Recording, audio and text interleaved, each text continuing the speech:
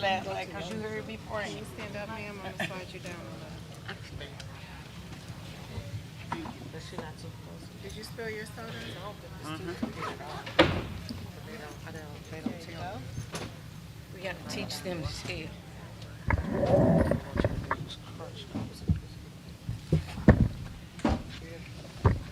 Well, the scooter over, so I'm putting my feet in that clip. What y'all doing now? We playing musical chairs. We don't have a stool.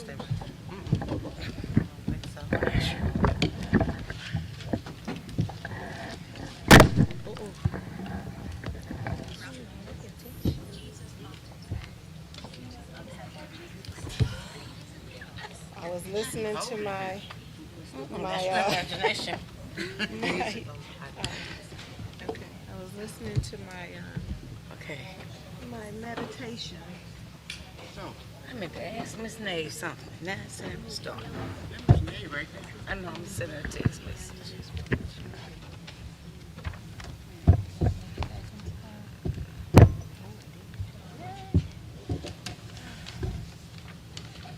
Just me, bro.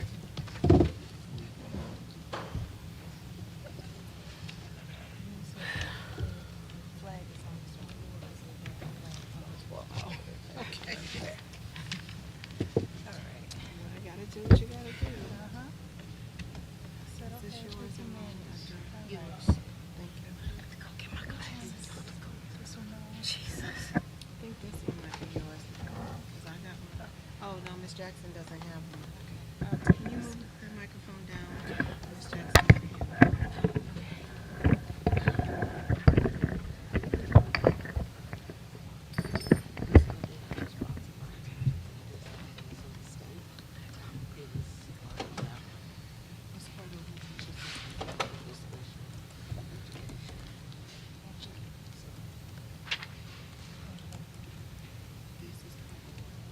Oh, gotcha. Thank you.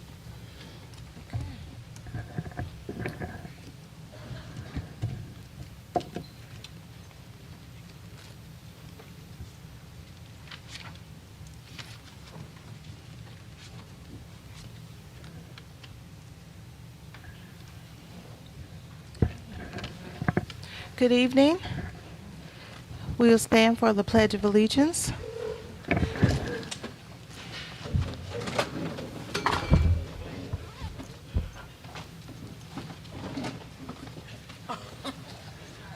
Oh, that one right there. To the flag of the United States of America and to the republic for which it stands, one nation, under God, indivisible, with liberty and justice for all. That's called a make do. Ms. Shea, may I please have a roll call to establish a quorum? Here. Present. Present. Present. Present.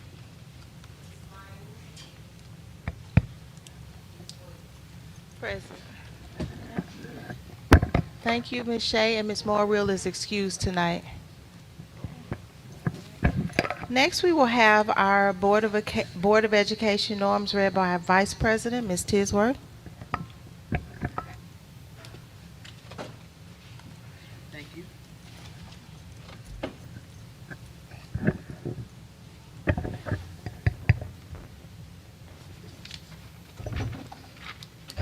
Board of Education norms. You can hear me, can't you? Okay. Number one, cohesive team. We will remember to put students at the center of every decision. Number two, pause after someone speaks to hear all voices. Number three, consider and respect all opinions without judgment. Number four, strive to assure positive intentions from all members. Number five, the board will honor the board policy related to the implementation of Robert's Rules of Order, policy BCB. Number two, cohesive agreement. The board will honor policy BBF school board member ethics. Number two, use collective voices to reach decisions. Number 3, honor and respect the work of the board. Number 4, honoring and supporting the board decision at all times, aligned with board policies and procedures. Number 3, be prepared for meetings. The board will review the packet details and submit questions within the established time frame. Questions at the meeting should be limited and specific to information not presented in the packet details. Number 2, no surprises at meetings. Extend courtesy for each member's questions. Number 3, members of the board will arrive 10 minutes prior to the start of the meeting if possible. Number 4, administration will release board packets to the Riverview Garden School District Board of Education within the identified time frame. Number 4, not allow outside entities to dictate board actions. Number 1, Riverview Garden School District Board of Education decisions will be made based on facts, policies, and procedures, not individual opinions or requests. Number 2, educate and encourage the community to follow proper protocol for voicing concerns, policy KC-community engagement. And that's it. Thank you very much. All right, thank you, Ms. Tisworth. Next, may I have a motion to approve the agenda? So moved. So moved. Before you approve the agenda, I'd like to make an amendment. I would like to amend the agenda. Let me take that off of there. To reflect. Do you have it? I wasn't ready for it. Under items for information, E, I would like E removed from the agenda. Madam Chair, I move that we amend the agenda to remove item E under items for information.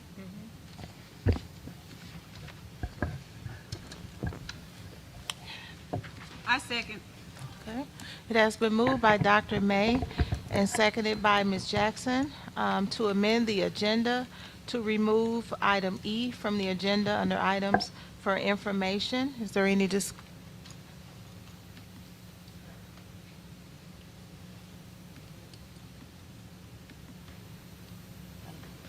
I'm sorry, Shay.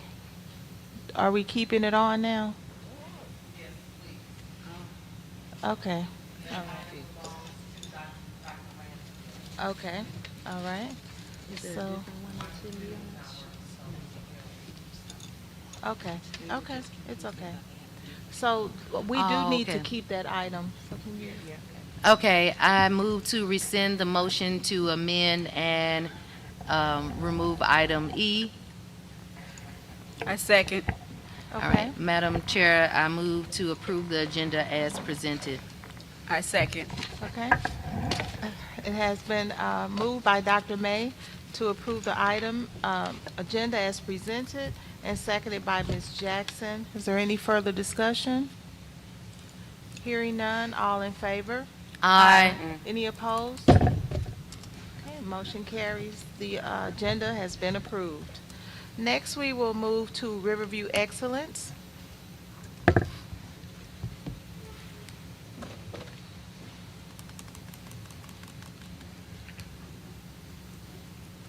Good evening, Board of Education, excuse me, Dr. Patton, colleagues, and community.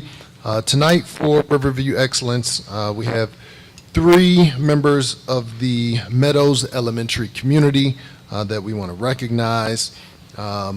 If these individuals can stand as I say your name first, we have Miss Robin Counts, a Meadows Elementary School parent. Miss Counts. Miss Daisha Barrage, also a Meadows Elementary School parent. And Miss Andrea Askew Furlow, a kindergarten teacher here at Meadows Elementary. All right, if Miss Counts can come up first. And this is from Dr. Wendy Winfield, the principal here at Meadows.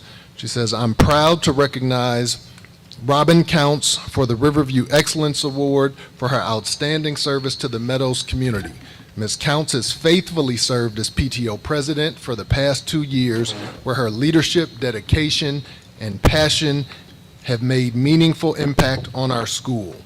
She has thoughtfully planned and organized numerous Meadows community events, including the Mrs. Claus Workshop, the Valentine Store, and Family Skate Night, each creating memorable experiences for our scholars and their families.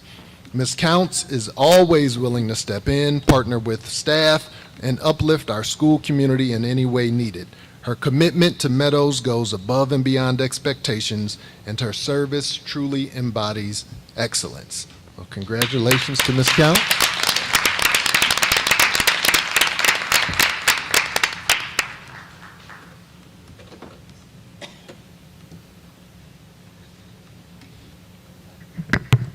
Hello, everyone. I'm just not active here at Meadows as well. I'm also active with the high school and the band. So my dedication is solely for my kids because those are the ones that fill my fire. So thank you.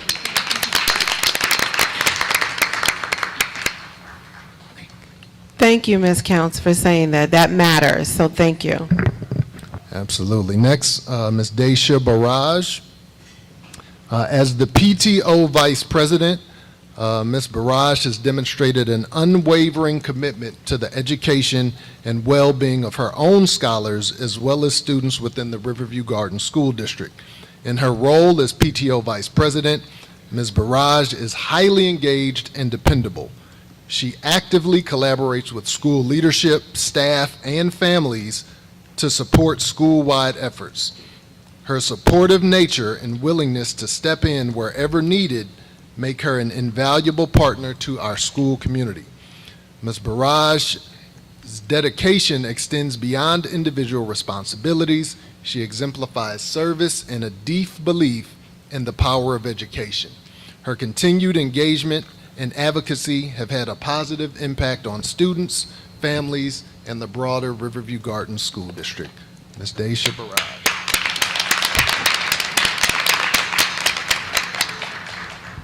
You don't want to say anything? Is this your first time speaking at one of our board meetings? No. You want to say anything? I just want to say thank you all for being here, supporting our kids since moving here in this district. You know, it's been ups and downs, obviously. I have 2 kids in Riverview, and as long as we're here for our kids, I appreciate everybody, and thank you. Thank you. Thanks to both of our parents for advocating for your students, for showing up. Your involvement matters. I bet if I asked you how they were performing, you would tell me they were doing very well. Parental involvement matters. So thank you, parents, for being here. Thank you for your involvement, not only at the elementary, but at the high school too with band. Thank you. I know this is your second or third time coming and commenting, but your involvement matters. Your voice matters. We want to hear it. So thanks to you both. Thank you. All right, and lastly, we have Ms. Furlow. Andrea Furlow is a retired teacher who has committed year after year to educating our scholars. Beyond the classroom, Ms. Furlow is a true morale booster within our school community and consistently brings a positive, uplifting presence to Meadows Elementary. She approaches each day with optimism and encourages others through her words and actions. Ms. Furlow is always supportive of fellow teachers, readily offering assistance, encouragement, and collaboration whenever needed. She is thoughtful in her interactions and intentional in supporting both staff and students, helping to foster a welcoming and cohesive school culture. Her positivity, professionalism, and commitment to others truly exemplify Riverview excellence. Ms. Andrea Furlow.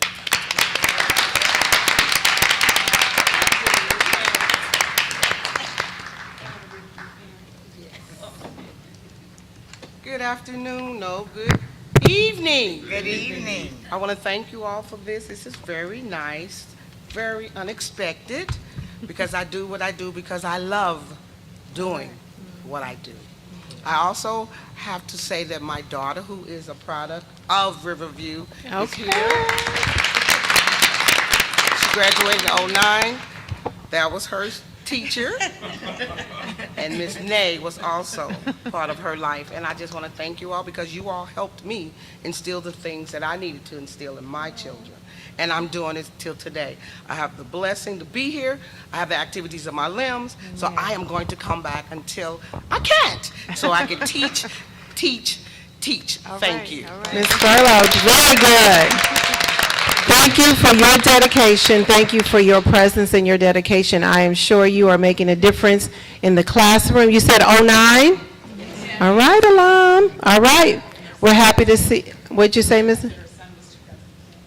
2009 and 10. Very good. Well, we appreciate your dedication to our students and caring about them. Thank you. And thank you all for being here to support your mom. And I know every time Dr. Coleman sees one of her students, she gets so excited. So, thank you. And now, if we can have the winners and their families come on up, and we'll take a photo with the Board of Education. So if you come on around, and we will get a photo. That would do it. Right. You did.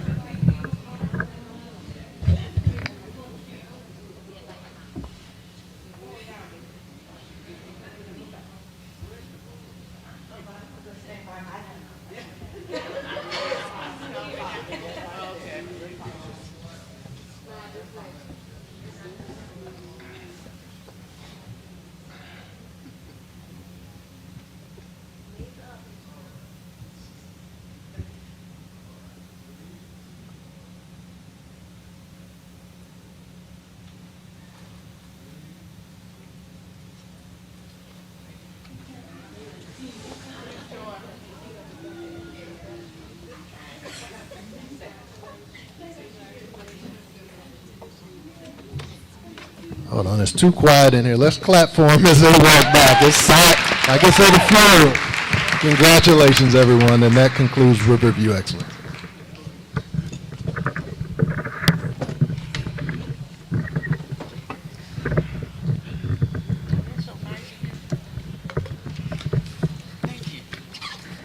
Ms. Shea, do we have any patrons for public comment? Okay, thank you. Next, we'll move to board announcements. Do we have any board members that would like to make any announcements? Dr. May? Hello, everyone. This is a reminder that on Saturday at 1 o'clock at the George B. Vashon Museum, that Eta Gamma chapter of Iota Phi Lambda will be having a Black History program. I've invited the school district before, and that the museum has so many historical items, pictures, everything there. So please have your children to come out, or your family to come out and join us on that day. It should be very nice. Thank you. Thank you. Okay. Next, we will move to our consent agenda. May I have a motion to approve the consent agenda as presented? So move. I second. It has been moved by Dr. May and seconded by Ms. Jackson to approve the consent agenda. Is there any discussion?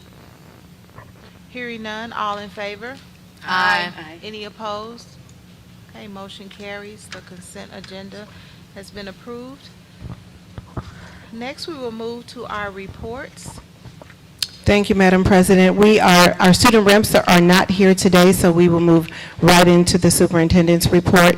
I do want to acknowledge Glasgow Elementary School. They did, last time I reported that they were a finalist. Well, this time I can say they actually won the award. So hats off for the growth in ELA.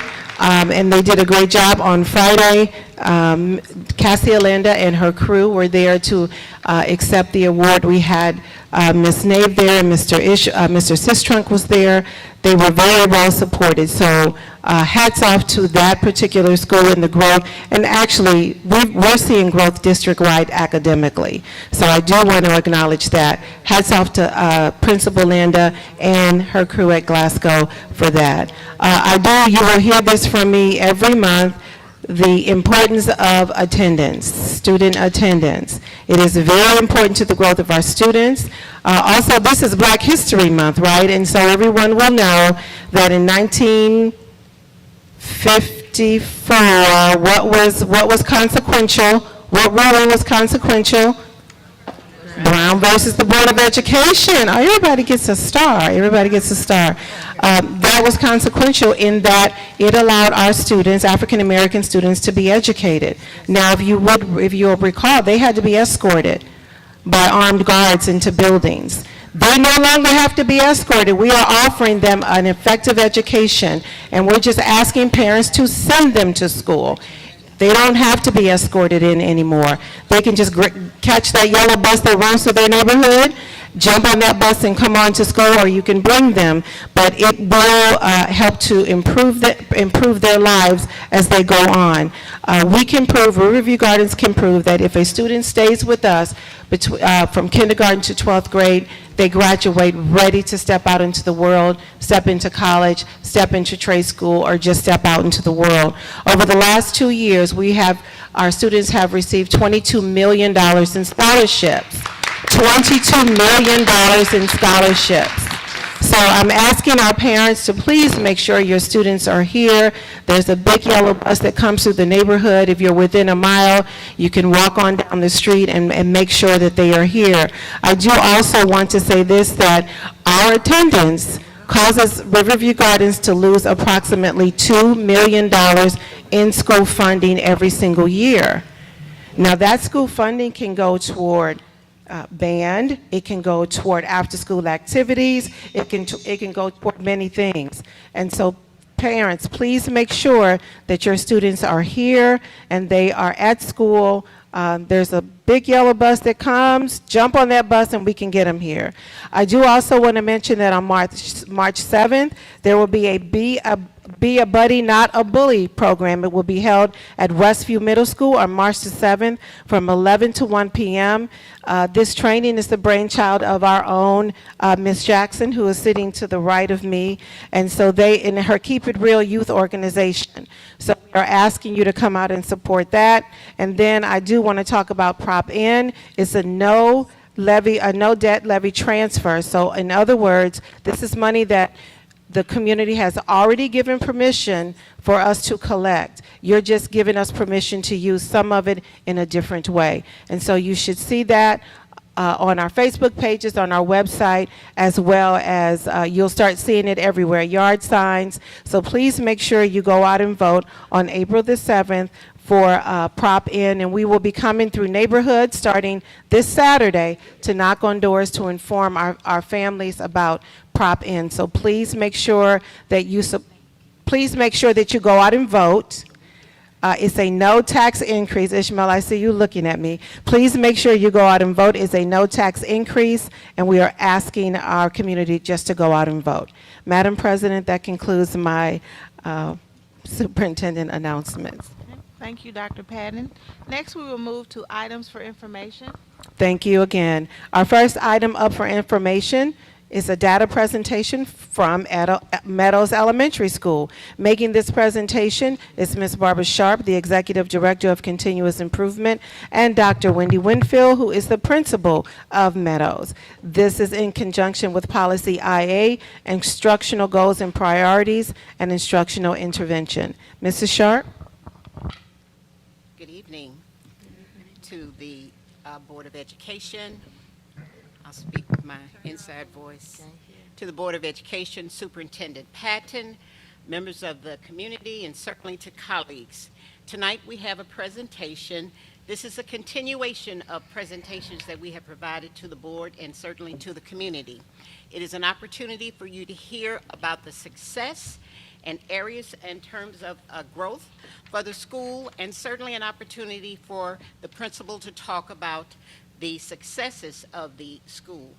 We will entertain any questions you have at the conclusion of the presentation. At this time, it is my pleasure to introduce to you the proud principal of Meadows Elementary School, Dr. Wendy Winfield.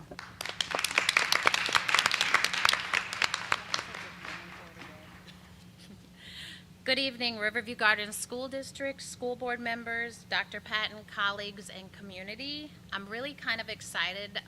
If you know me, you know that I'm really super critical towards growth. But this winter star scores, I'm super proud of. So I hope you enjoy the presentation. So I'm going to talk about our attendance. If you look at our attendance, I put it all in green except for the month of January because every month we have been higher than any other month since 3 years ago. So I'm super excited about that. So we do a lot here for attendance. We do monthly celebrations. We have had cookie decorating, painting with a twist, popcorn parties. We do everything to try to motivate our students to come to school. And if you walked in, you saw our little board the Guiding Coalition came up with. We're galloping to the end of the year, and it shows the percentages. But unfortunately, we started in January where our attendance was low, but we've had a lot of illnesses.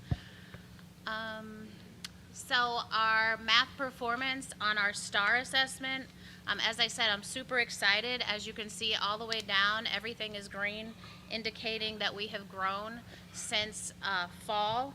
Some of the standouts are we have grown by 22% in the first grade in math, 12% in second grade, 9% in third grade, 6% in fourth grade, and 2% in fifth grade. After our scores in January, we rotated who's teaching math. So our fourth grade teachers are currently teaching our fifth graders in math because we just weren't seeing the progress that we wanted to see.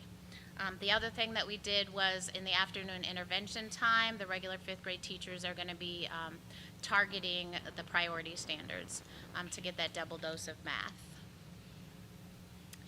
As you can see in ELA, we're all green.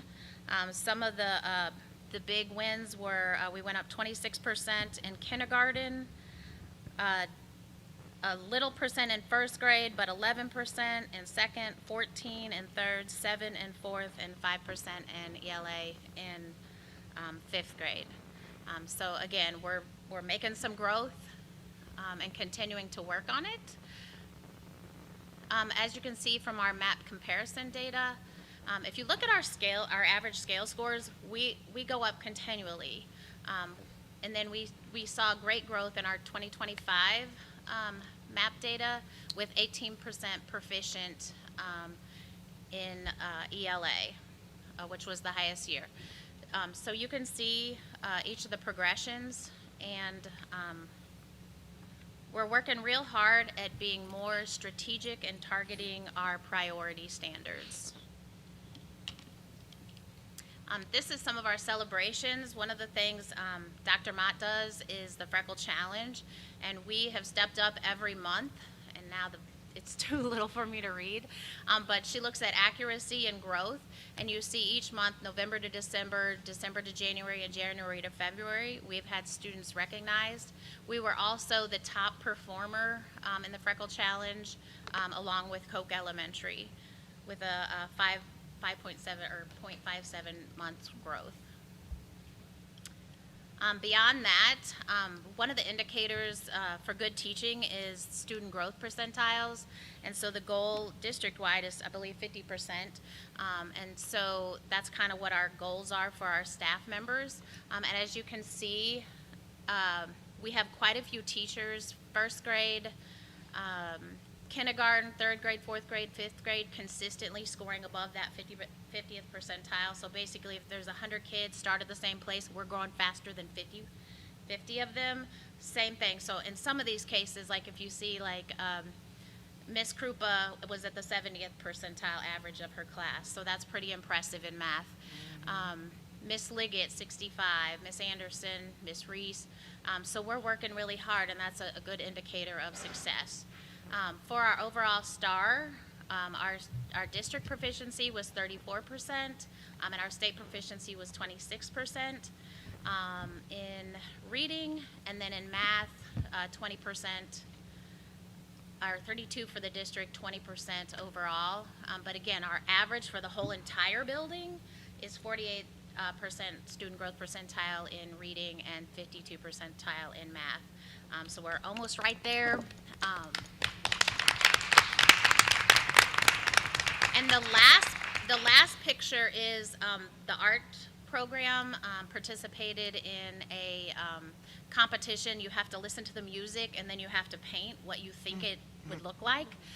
And so Kamaya Billups, she's a first grader at our school. She actually made it as a finalist for the St. Louis Symphony Picture the Music contest, and there will be a whole big thing later on down the road. They'll be at the Art History Museum, and it's a wonderful experience.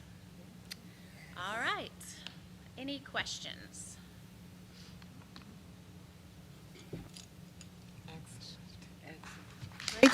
Great job, Dr. Winfield, great job.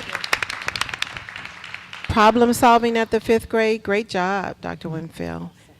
Our next item up for information is the data presentation, district benchmark results. Making this presentation is Dr. Tiffany Hunter, Director of Assessment, and this is in conjunction with Policy IL1 Assessment Program. Dr. Hunter? All right.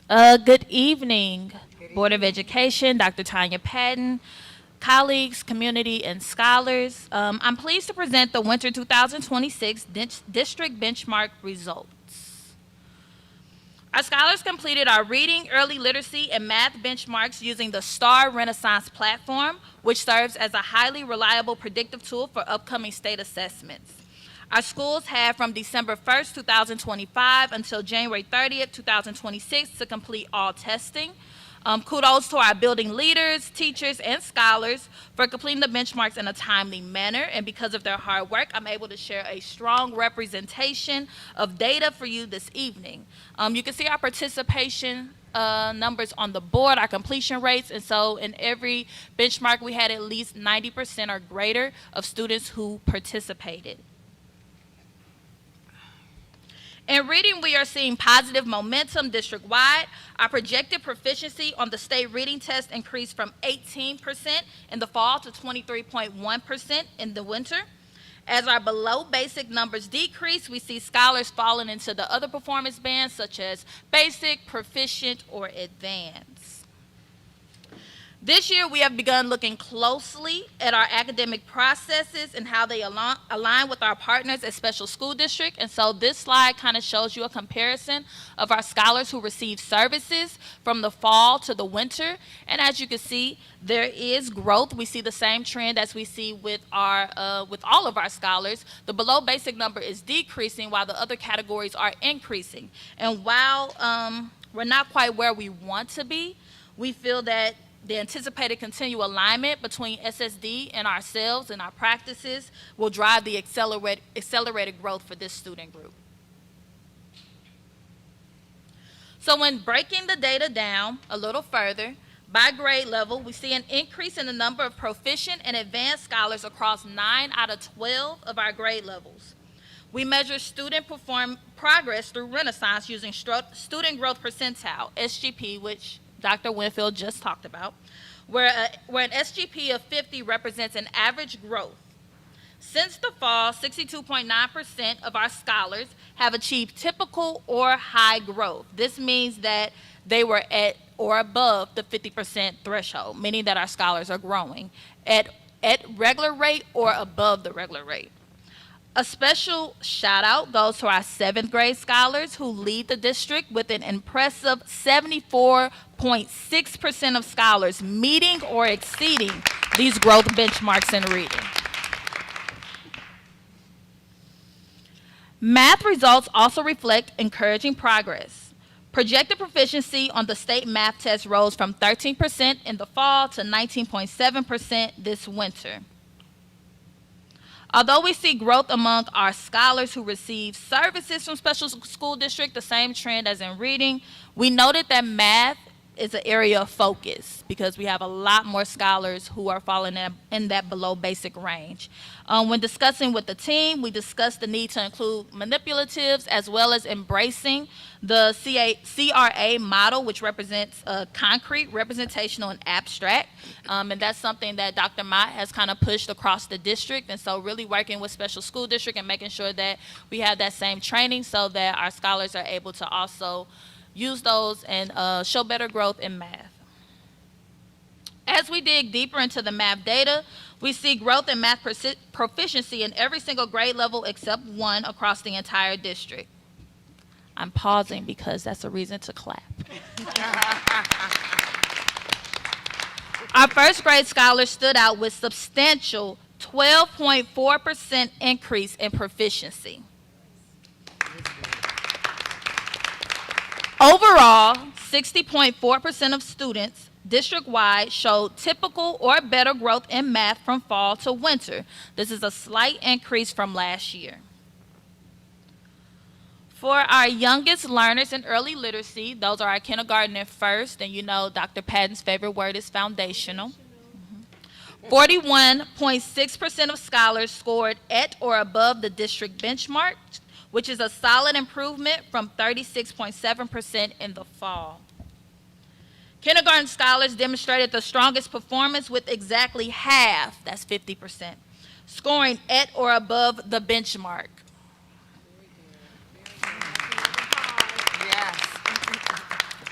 All of our schools showed growth in early literacy, but I do want to highlight one school in particular. Moline had the highest percentage of scholars meeting or exceeding expectations at 54.5%. This directly correlates, thank you. This directly correlates with their hard work in implementing the instructional practices learned during the professional learning that accompanied the Emerson Early Literacy Grant, which they shared with you all a while ago. In conclusion, our winter benchmark shows increased proficiency, projections, and strong growth across reading, math, and early literacy. As a district, we still do understand that there is still work to do. And so in response to the data, we are finalizing the adoption of our new Science of Reading aligned ELA curriculum and developing a comprehensive professional learning plan to ensure a successful implementation. We're strengthening our overall instructional framework, aligning district-wide teaching practices, expanding vertical teaming, and refining collaborative processes to drive intentional database discussion at the building level. And then furthermore, our C&I department is actively working with special school district to explore co-teaching models and better align support for scholars receiving specialized services. And so that concludes my report, and at this time, I'll entertain any questions. Good job. Thank you.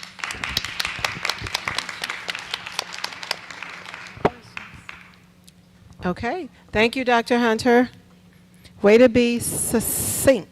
Those two words. Our next item up for information is the Proposition N. Making this presentation is Ms. Stephanie Terry. She is the CFO of Riverview Gardens, and Mr. Ishmael Sistrunk, the Executive Director of Communications. And I thought I got to sit this one out. We said Ms. Terry. your name is on here, BBBB2, Policy Board, School Board Policies and Issues. Good evening again. So we are providing an update regarding Proposition N.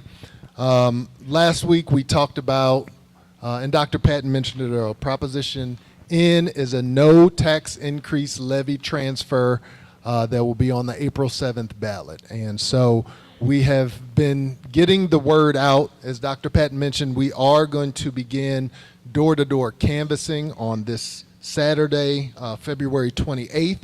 We're going to meet at Central Services, located at 1370 Northumberland Drive, and we will cover the Central Services, Central Middle School, Gibson Elementary areas. If we get enough people, we'll also come down to this area with Meadows Elementary, and then we are going to canvass the additional dates, and we'll send these to the board members as well as the RGSD community.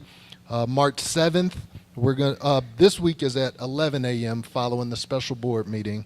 On March 7th, we're going to meet at Westview Middle School at 10 a.m. On March 28th, we're going to meet at Danforth Elementary at 10 a.m. And April 4th, we'll meet at Riverview Gardens High School at 10 a.m. So we will send that information to you. We have been busy. The district leadership team has been going to different community meetings and sharing information about Prop N. And again, it's just informational. We're not asking people to support or we're not advocating for. We're just sharing the information with them. So far, we have visited Bell Fountain Neighbors events, Moline Acres, and Dalewood. Upcoming, we're going to visit the city of Riverview, Jennings, and Ferguson as well. And yeah, I said Bell Fountain Neighbors first, didn't I? Yes. Bell Fountain, a couple of different events. And so I also do want to share. Well, let's see. If you click on the first link on that, the Prop N FAQ sheet. Yeah, that first one to the, no, yeah, FAQ. Thank you. So you've seen this graphic before. We did make a minor change that I want to make you aware of. We got some feedback about saying no tax increase, no new taxes. Using the word no may get into people's psyches. And so we've sort of changed that to will not raise taxes and also reinvest without raising taxes. So you'll start to see things with those two slogans on there. We are going to have a community billboard near Chambers and Newhall's Ferry that'll be going up in the month of March. We'll have yard signs. We'll have 4x6 postcards that we'll hand out, and we'll have door hangers as well. And lastly, if you can go to the fact book. It's the second attachment there. Prop N fact book, yes. And so this fact book is something that we've put together.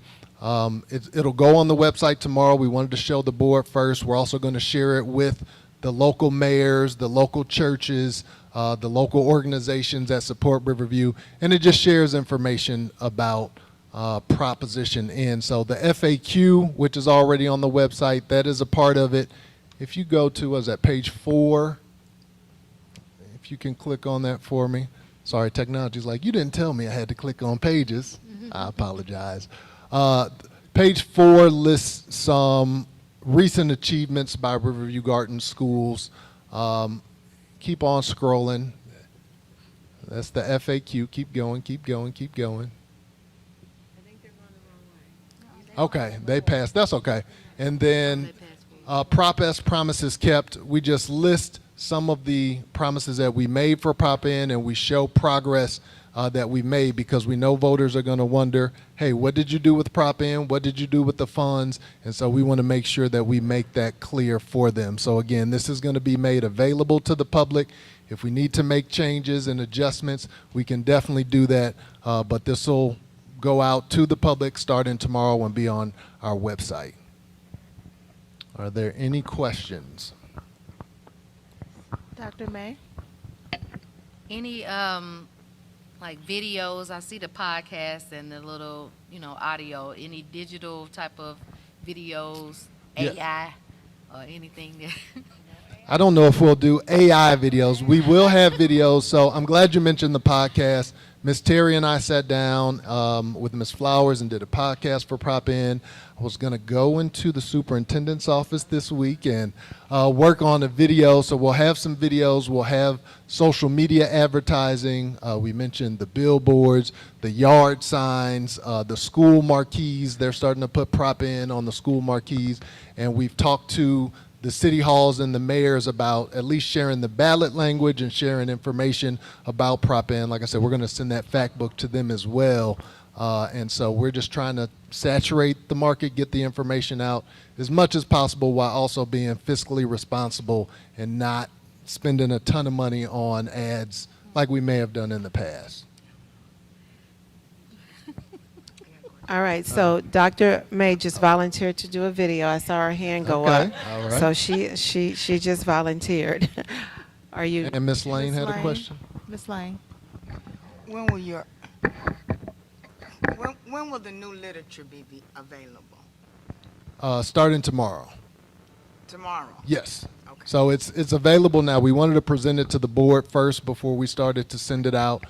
So, yeah, we'll send that out tomorrow. I mean, hard copies. Oh, for the hard copies, we're picking those up on Friday. We placed an order with our printer, so they should be available Friday at 3 o'clock, and then we'll have those available when we go out for the door-to-door canvassing on Saturday. Okay. And also yard signs. If you would like a yard sign, please let Shay know, and we'll make sure that you get those. Thank you, Ishmael. Thank you. All right. Our next item up for information is the Special Education Program Evaluation. Making this presentation is Ms. Mashonda Bailey. She's the Director of Special Education and for SSD, and Ms. Deirdre Liddell, the Executive Director of Student and Community Support Services for Riverview Gardens. This is in conjunction with Policy AF, Accountability, Commitment to Accomplishments. Greetings to the Riverview Gardens Board of Education, Dr. Tanya Patton, colleagues, and community. The partnership between Riverview Gardens and Special School District is vital to ensuring students with disabilities receive high-quality, compliant, and individualized support. Together, we strengthen sources, promote inclusion, and uphold our shared commitment to equity and student success.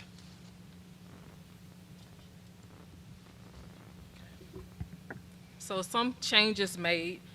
This year, we do have the special education dashboard, and some components of that dashboard is caseload management, the number of scholars who receive services, least restrictive environment, events due such as IEPs and evaluations, accommodations that scholars receive.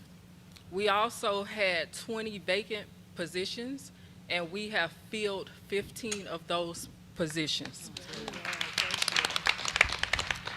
So within the 5 vacant positions that we do have teacher assistants who are currently serving in those positions, and they are currently going to school in order to become teachers. The Kid Connect program at Moline has been dissolved, and due to having an increase of scholars who require a self-contained setting in the Essential Skills program, so we are adding a functional classroom to accommodate those increasing numbers over at Moline. We have scholars who attend community-based vocational instruction, and those scholars go to SNCS, and instead of going every other day, we have those scholars going every day for that on-the-job training. Some goals and objectives are to provide FAPE, that's a free and appropriate public education, to help scholars make progress on and meet IEP goals, to help scholars gain skills to meet post-secondary outcomes, to provide individualized learning to scholars who have disability, inclusion and access, and also to create equitable access. Some tools that we use to evaluate is the data dashboard that I talked about. And so once again, that's to monitor the special education components. I'm also going to present some map data, and thank you to Dr. Hunter for presenting that information regarding the progress on our scholars who receive special education services. Can you click that link? Oh. Thank you.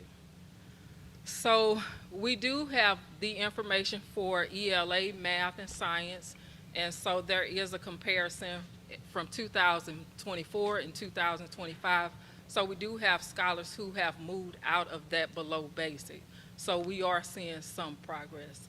So with that state assessment, we are, moving some scholars. And based upon the district assessments, we are still making progress. Okay. Thank you.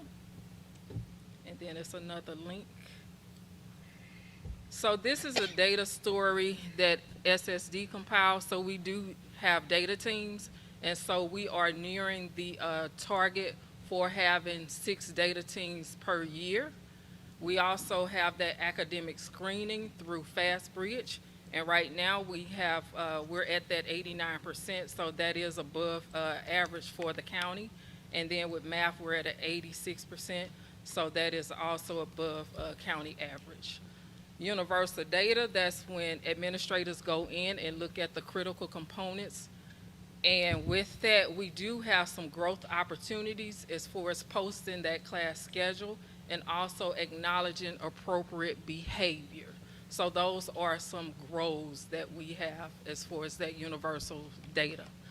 With the suspension data, we are the highest in the county for suspension, and but we did have an improvement from 2023 through 2024. But I will say that now that we have Success Academy and they are offering that replacement, our suspensions, they are decreasing. So we are seeing a decrease in those suspensions, so that's great. So the success of programs based upon the data and also an analysis of the effectiveness. So right now we currently serve 851 scholars. We are on track to meet the target for having data teams. The reading performance in FastBridge, we are showing an increase for that. The universal walkthrough data is also on track. The students for disabilities have decreased as far as like the suspensions for this year. We did move a few scholars from below basic to basic on the MAP assessment, and the scholars who are going out to SNCS for that training, we always get good reviews from their vocational skills program teachers saying that when scholars, come to that program, they are definitely prepared. So they are retaining those skills and transferring it when they go to a different program. Some opportunities and next steps, we want to continue to increase student performance. So the strategies, teachers are starting to use those practice test tools on paper and also the online. We do have scholars who use assistive technology, and with that assistive technology, they are practicing the tools to get them acclimated for taking those state assessments. Provide more opportunities for scholars to use calculators to support with that math calculation assignment so that they can go through the math problem solving process. We're monitoring the fidelity of programs because, like I said earlier about the new staff, so we need to obtain the fidelity percentage on implementing programs, continue the training on high yield strategies and programs, implement student support programs for scholars who need additional support. And with that, the students basically have a goal. We're monitoring the goal, looking at strategies for those scholars, ensuring that they are being taught how to use those skills and generalize those skills where they go. Having those scheduled walkthroughs with curriculum and instruction, partnering with our partners at Riverview for professional learning to address deficits across the district. And Liddell and I, we've talked about having an informational fair for families to support with transitioning to post-secondary. Any questions? Dr. May? What type of data is normally discussed with the PLCs for special education? And I also want to know what tools you use for progress monitoring as far as the students' IEPs. So for progress monitoring, we have FastBridge. And so with FastBridge, with those scholars who have reading and math goals, that's what we use for those. And then there are also other data tracking tools that we utilize. And with the, we're partnering with, curriculum and instruction regarding like professional development, because we want to take a look at how the professional learning communities are currently, structured so that we can do what we need to do to meet the needs of scholars. Okay, thank you. Ms. have a question. How many students are in the, or scholars are attending the VSP? So right now, we have, I want to say about 5 right now. So those scholars, they have met the requirements for, high school. But we're keeping them until they, we can keep them until they're 21. But when they leave here, they don't necessarily get the diploma yet. They go to an SSD job site so that they can continue practicing those skills. Okay. And are these the same students that are, you said, working as? No. Okay. VSP is after they, met the requirements. Yeah. And so but you said some students are working at SNCS. At SNCS, mhm. How many So students are in that So those program? are the CBBI scholars. So we have, I don't have the exact number, but it's coded in focus as a class. Okay. So yeah, so they go out for 2 hours every day to SNCS. I don't have the exact number. Yeah, we can get it, but I don't have them right now. And are there any other businesses that are providing opportunities like that for our students, or is it just SNCS? So right now, we just have the SNCS site. Okay. Yeah. Oh, we do have the coffee program at the high school, View Brew. Yeah. And so we do have scholars who work there, and that's a pretty good program. Okay. Thank you. Ms. Bailey, you used a lot of letters. Can you tell people what those letters mean? We use VSP, we use BBI, or CBBI. Yes. So can you talk about that? Yes, so VSP is Vocational Skills Program, and that's after they leave the high school. They can go to those programs. CVVI, that is Community-Based Vocational Instruction, and that is the program at the high school. So we have on campus, that's the coffee shop, and then off campus, which is SNCS. 5 students go to SNCS. Okay. Thank you. Okay. Thank you. I have one other question. Dr. May? Do you have any data to support how many students we kind of move out of special education on a yearly basis? Do you all track that data? I have not been tracking it. Okay, I'll be interested in knowing like how many students transition out of from IEPs and can kind of function effectively on their own. So are you talking about scholars who They get no exited. longer really need the services, or students who are in the special ed setting for a large amount of time going into the gen ed setting for a large amount of time? The ones that get exited completely. Exited. I should be able to pull that data, yeah. Anything else? All right. Thank you, Ms. Bailey. Thank you. Our next item up for information is the program evaluation form. Making this presentation is Dr. Joel Ramsdale, the Assistant Superintendent of Curriculum and Instruction, and this is in conjunction with policy GCL, Professional Staff Development Opportunities. Dr. Ramsdale? Good evening, President, Board, Dr. Patton. I apologize for putting the wrong title on our document. This is the Professional Development Council Program Evaluation, not just the form. Tonight I'm presenting a summary of the 25-26 Professional Development Council's program evaluation for Riverview Gardens. This presentation outlines the evaluation of our PDC. The PDC supports all of our staff across the district and ensures compliance with board, state, and federal requirements while aligning professional learning to our district's improvement goals. The changes we made this year include the council strengthening governance by revising all of our bylaws and conducting a comprehensive needs assessment. We also redesigned the mentor-mentee program to align with the Missouri's required beginning teacher assistance program. We redefined the Teacher of the Year process to ensure equity and clarity in alignment with DESE's process. We developed grade-level common formative assessments starting in the second quarter. Last quarter, we continued to do this and moved it into Renaissance's DNA. We also improved communication systems for sharing professional development opportunities. Our goals and objectives really circle around 5 areas: governance compliance through our annual bylaw review, data-driven professional development planning. We just completed our annual survey, and so we will be meeting next Tuesday to evaluate that and start planning for next year already.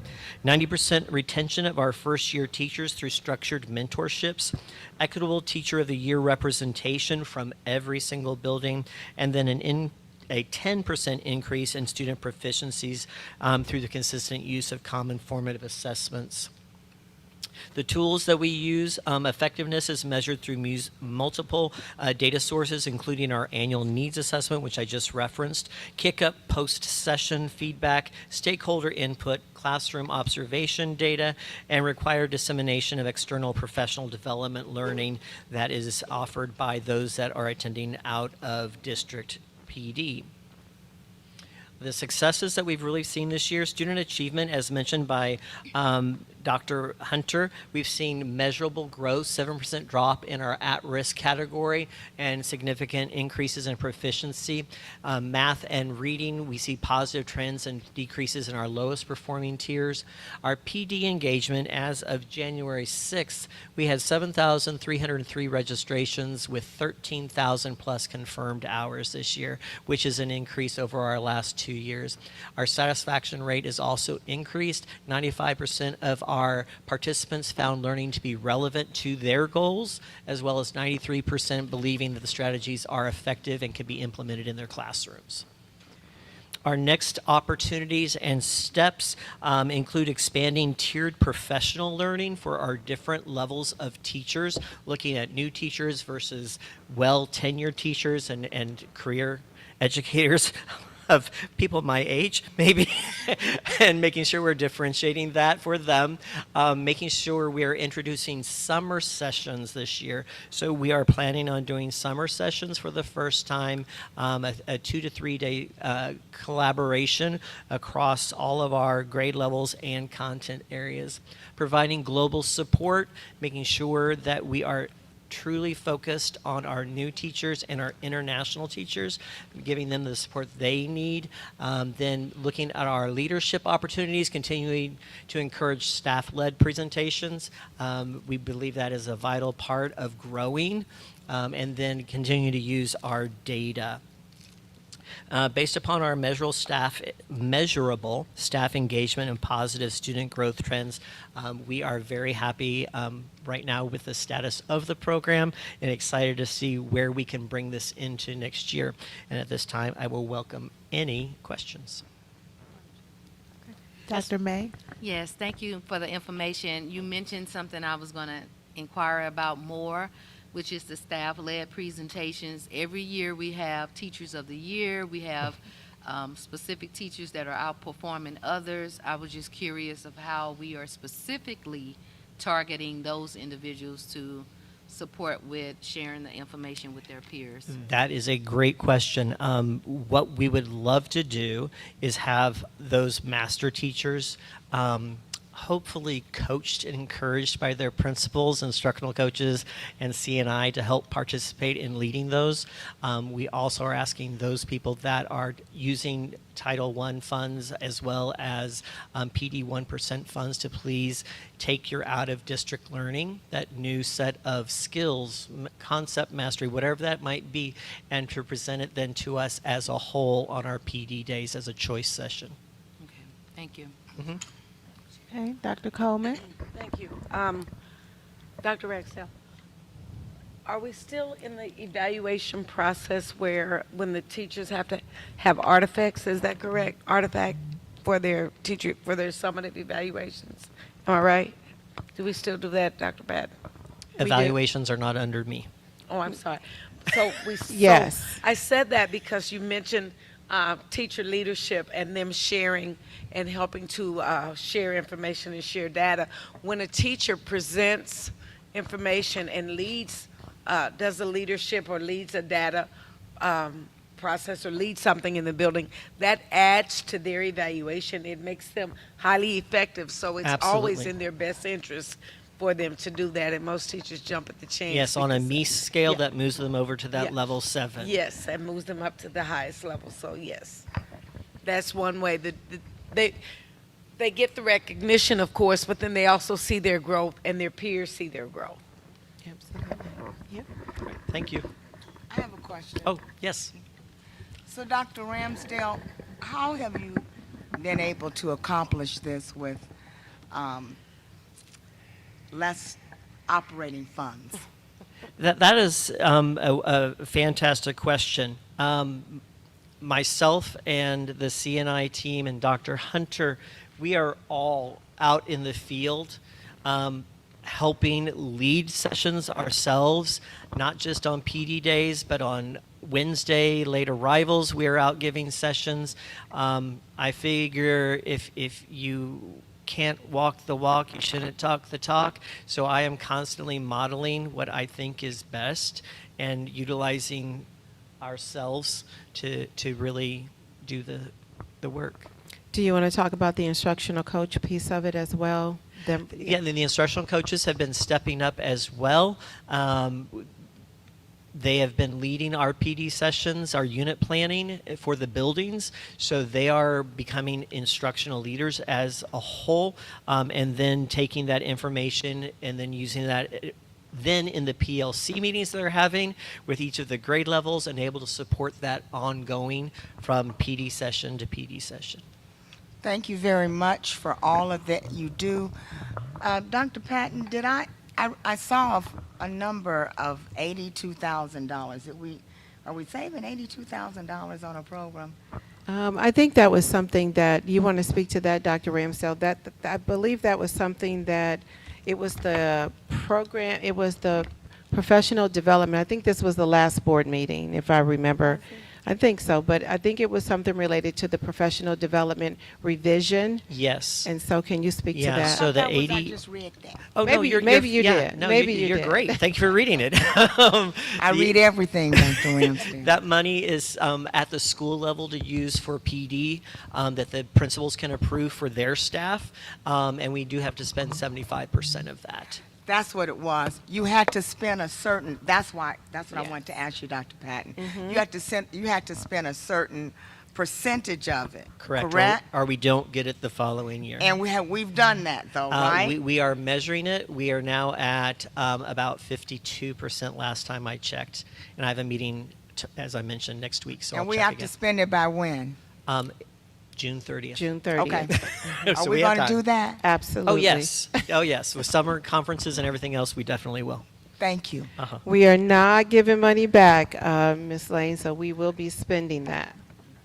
Any other questions related to that? All right, we will move to our next item for information. This is the FY 25-26 New Teacher Induction Mentoring Program Evaluation. Making this presentation is Dr. Ramsdale, and this is in conjunction with policy GCL, Professional Staff Development Opportunities. Dr. Ramsdale. Yes, thank you, Dr. Patton. Good evening again, everyone. This evening I'm presenting the annual evaluation of our new teacher induction and mentoring program. This program is required by the Board of Education, the state of Missouri, and federal guidelines. The purpose of the program is to ensure new teachers receive structured mentoring, aligned professional development, and curriculum support to improve, of course, instruction and then retention. There we go. Changes made this year. This year we strengthened the program in 4 major ways. We fully redesigned the mentor-mentee program to align with Missouri's beginning teacher assistance program requirements, including all of the tools and documentation. At this time, the RPDC has this document. We're bringing it to DESE to have it possibly implemented across the state. I'm very proud of that work. Number 2, we have partnered with Ed Plus and continue to do so. They provide our mandated BTAP training as well as letters training.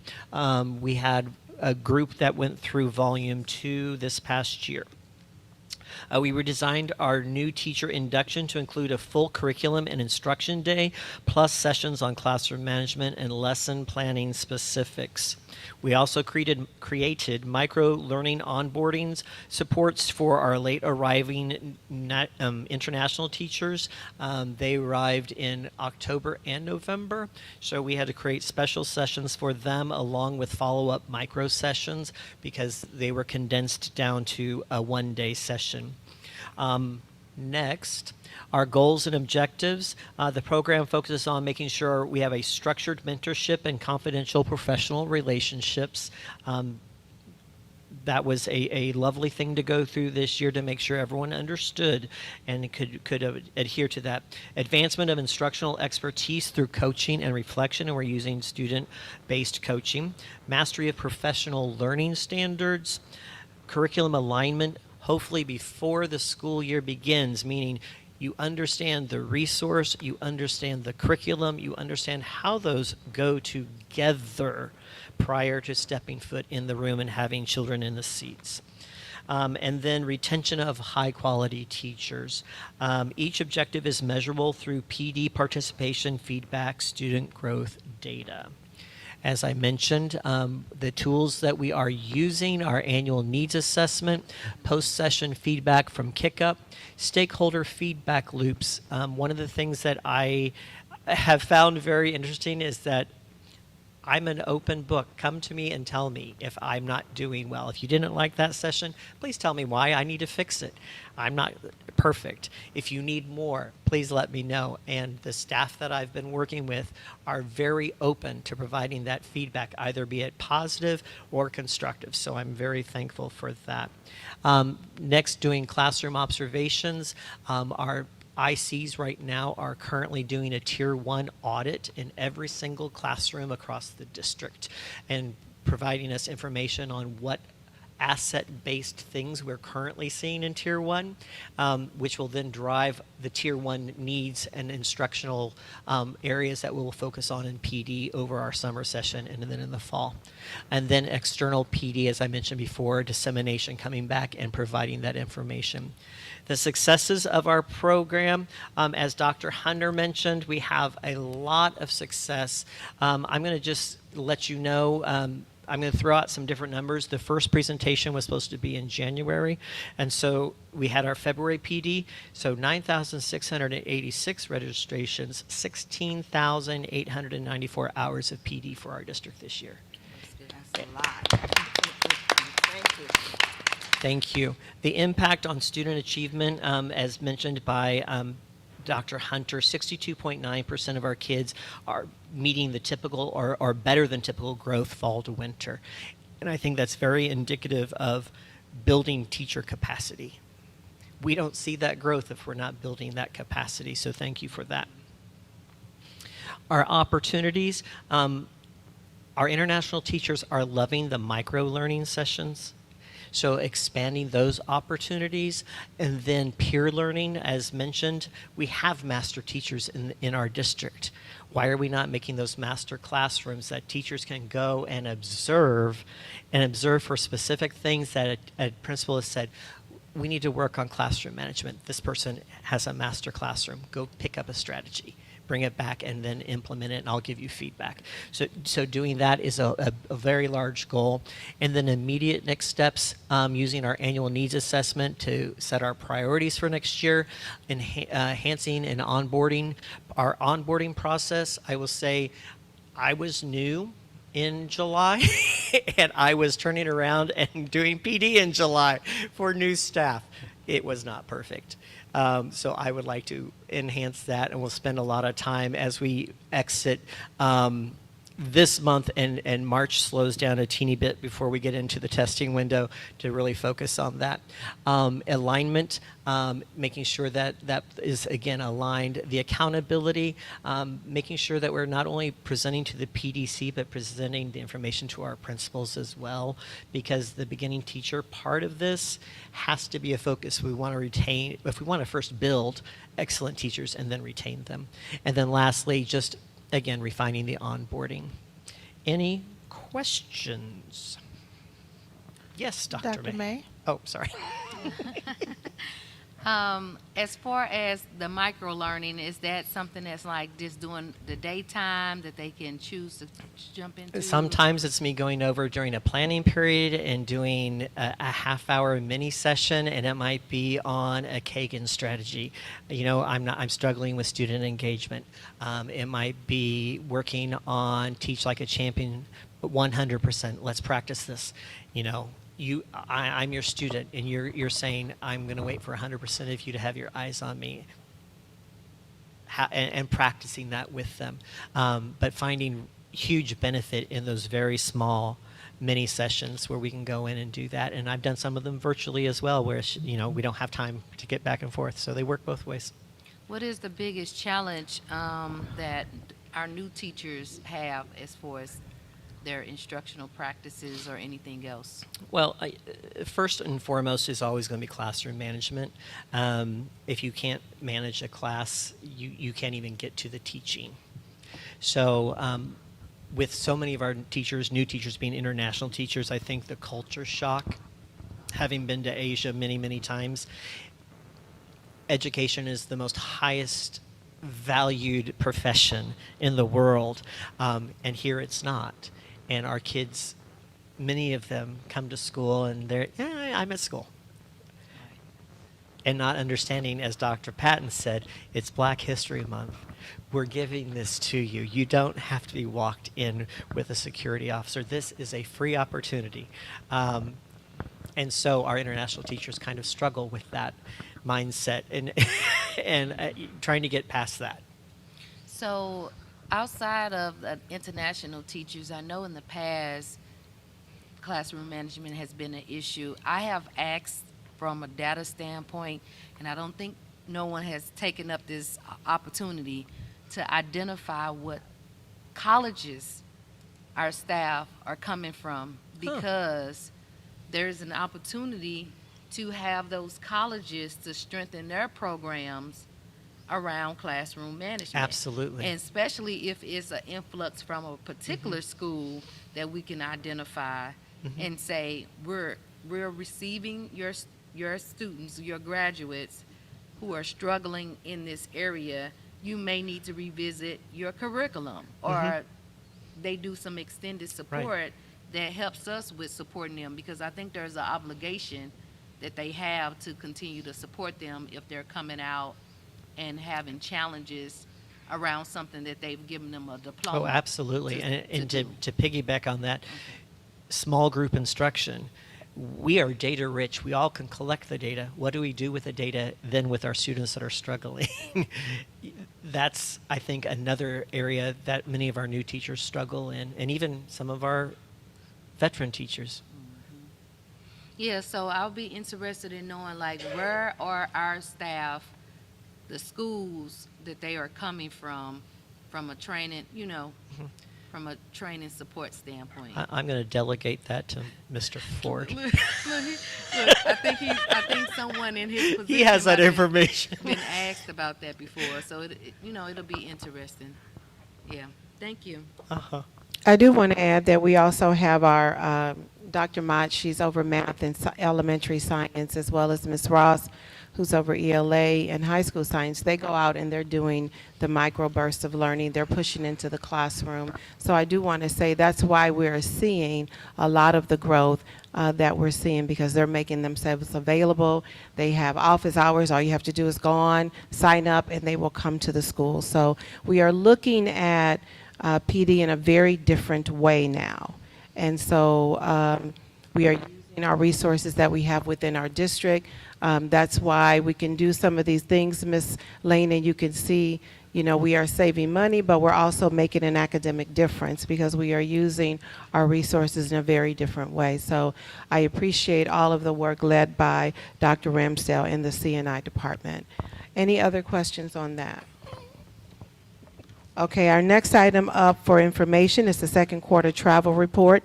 Making this presentation, he's not moving yet, so it's still that gentleman standing there. The policy, this is in reference to policy DLCA, GCL, and GCLAP.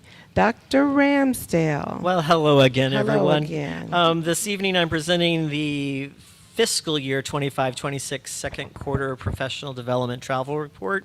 During the second quarter, the district supported a small number of targeted professional development activities directly aligned to leadership, compliance, operational priorities.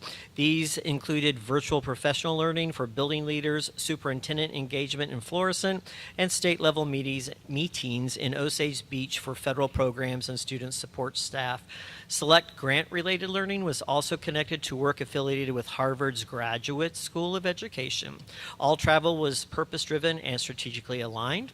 In the second quarter, travel expenditures were $2,913.45 as compared to $43,545.54 during the same quarter last year.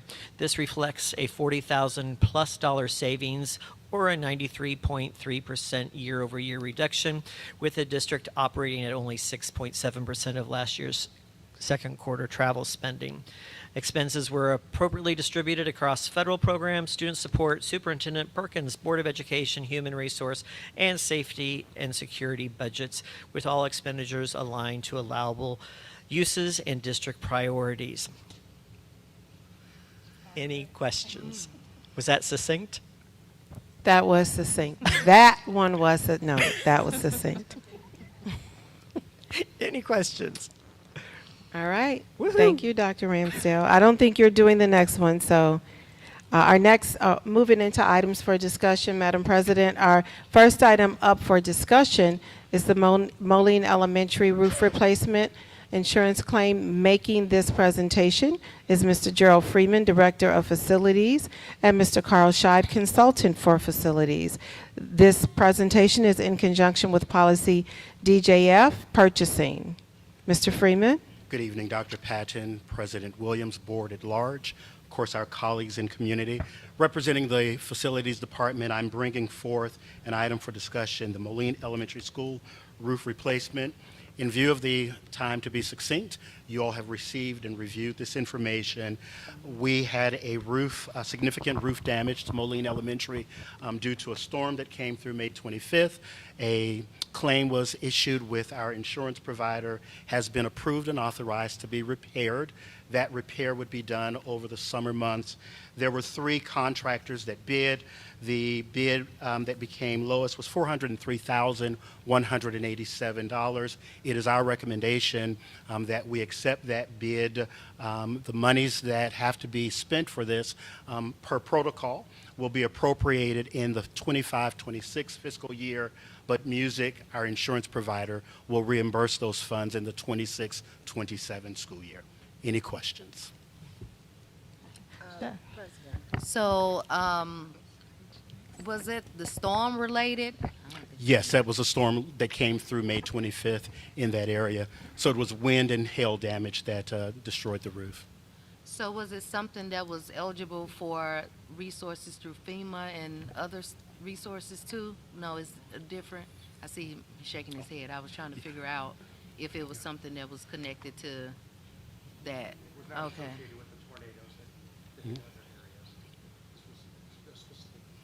I'm not hearing.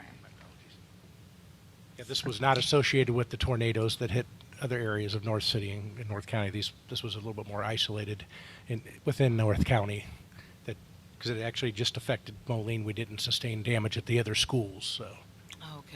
Okay. Thank you. Ms. Lane and then Ms. Tisworth.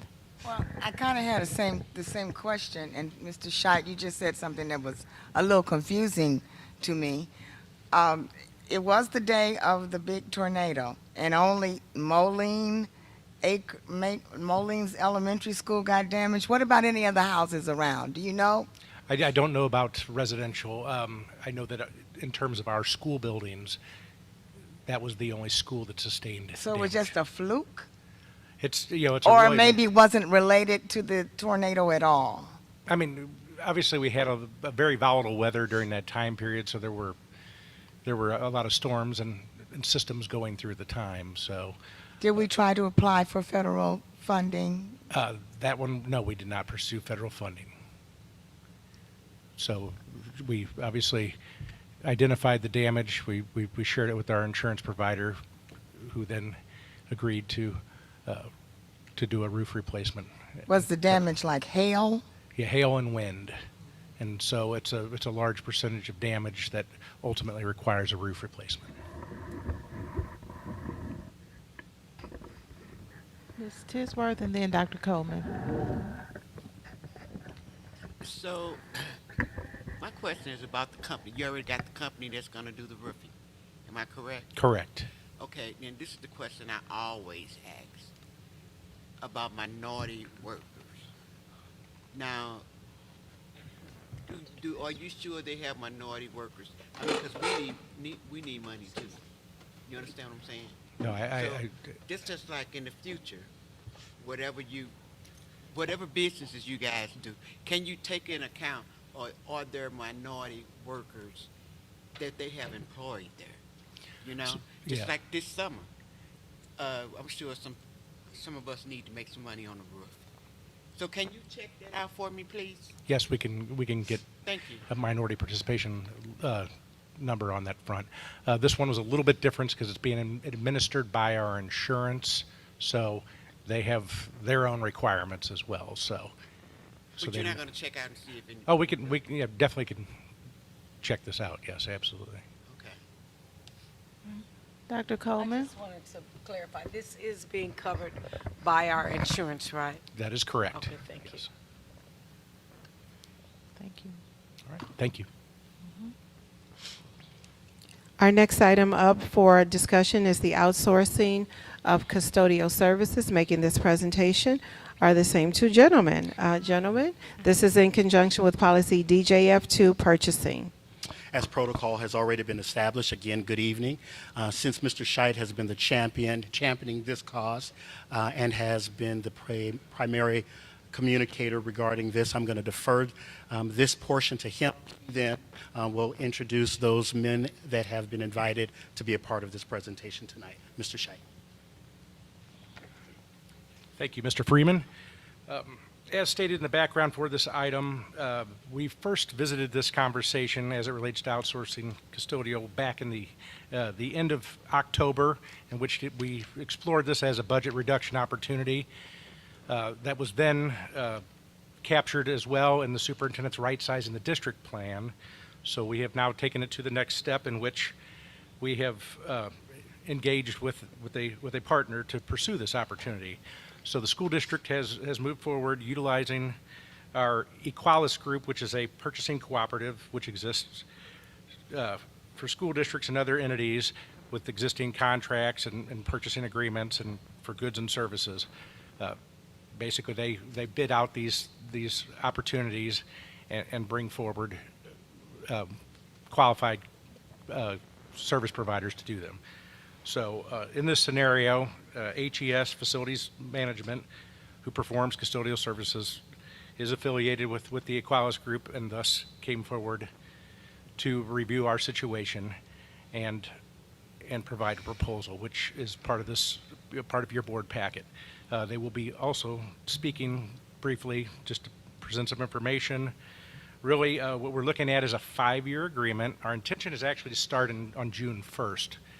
I know that's a little unusual, but the reasoning why is school lets out basically at the end of May, and then that's when we begin our summer cleaning process. It would be most effective for HES to conduct the full cleaning process. Otherwise, it would be a matter of the district starting the process and then handing off in July. So all parties feel it's most effective to start this on June 1st so that process can be completed effectively by HES. Again, this is a 5-year term for this contract.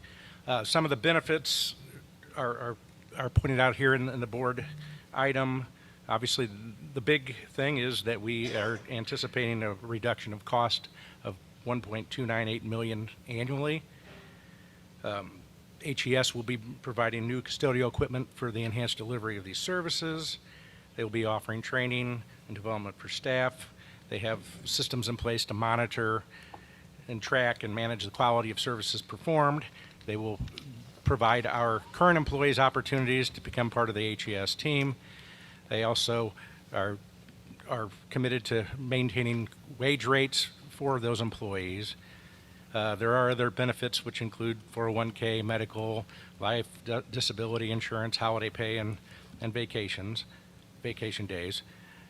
And then, of course, they have an extensive depth of experience in their managerial team as well as in the custodial industry as a whole.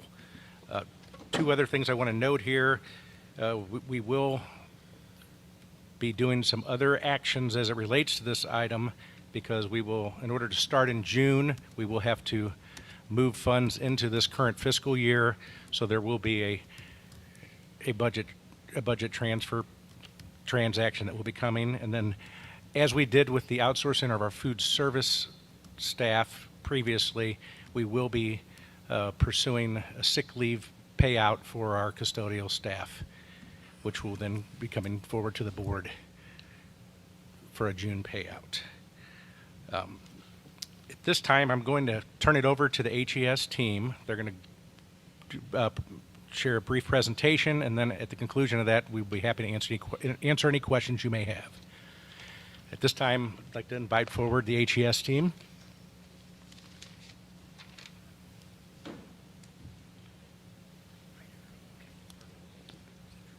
Good evening, Board of Education, leadership, faculty, and staff. We're all excited to be here to present to you. I'd like to take you through a few slides to tell you a little bit about our company. A big part of us, we've been here in the St. Louis area and 30 states for over 54 years. All we do is education, K through 12 and higher ed. Have a number of customers here. When we talk about our employees, the last over 10 years ago, we put a new mission and values together. This is really important to us, how we work with our employees. Our mission is to create safe environments that enrich lives and facilitate success. That's on both sides, for the school district and for our employees, with values: service above self, personal accountability, integrity, respect, and engagement. Along with that, when we think about our employees and our training, we train our employees to where the customer is really the student. So everything that we do on site is it better for the student? When we have the uniforms that we have at all of our locations, again, with the permission of the district, we would put the Riverview Gardens logo on our employees and an HES on the sleeve. Again, what that does is it helps our employees feel like they're part of the district and they're not just a contractor that's here. By the numbers, we're in over 30 states. We have over 12,000 employees and continue to grow. We have a huge presence here in the St. Louis area, over 2,000 employees, lots of K through 12 districts and universities here. Recruiting for the long term, when we think about the staff, we want to bring all of the Riverview Gardens staff on board and keep them at their current rate of pay. The only options would be as if there's supervisors or managers, we have to evaluate those people to make sure they're able to do that. But same with their vacation accrual. So if they have 4 weeks of vacation, we're going to bring them on at that same vacation accrual rate and pay rate. We offer the full benefits, health, comprehensive health insurance, 401k with up to a 4% match. So all the things we do, it's all about retention of employees. We really don't think about turnover. We think about how do we keep people. Training and development, again, as a big part of what you do is educating students. For us, it's educating our employees and giving them the opportunity to advance. We not only take care of custodial work, about 20% of all of our customers, we actually take care of the grounds and the facility maintenance work also. So we just had this year, not in Missouri, but in Illinois, because we have more work with the 3 services, we offered HVAC scholarships to 10 employees within the Illinois area, and we had about 6 of those 10 came from the custodial area that went into that scholarship. So again, it's all about providing our education for our employees and upward momentum. A big thing that we do with new employees is our pathway to success. So all of our new employees, what we found when we bring employees on and talk about retention, we find during that first 60 days of employment is usually when you lose a higher percentage of employees, and it's really about how do you get those employees to feel like they're part of the team. Again, if they come into, we think about an elementary school when there's just a few employees, if you have a new employee come in and they don't fit with that group or they don't feel like they're welcome, typically they don't stay. So we set up a mentor for new employees that come in. We have a training program that once a week the manager meets with all new employees, goes through their training, and makes sure that they feel good about their job. That's increased our retention significantly with new employees.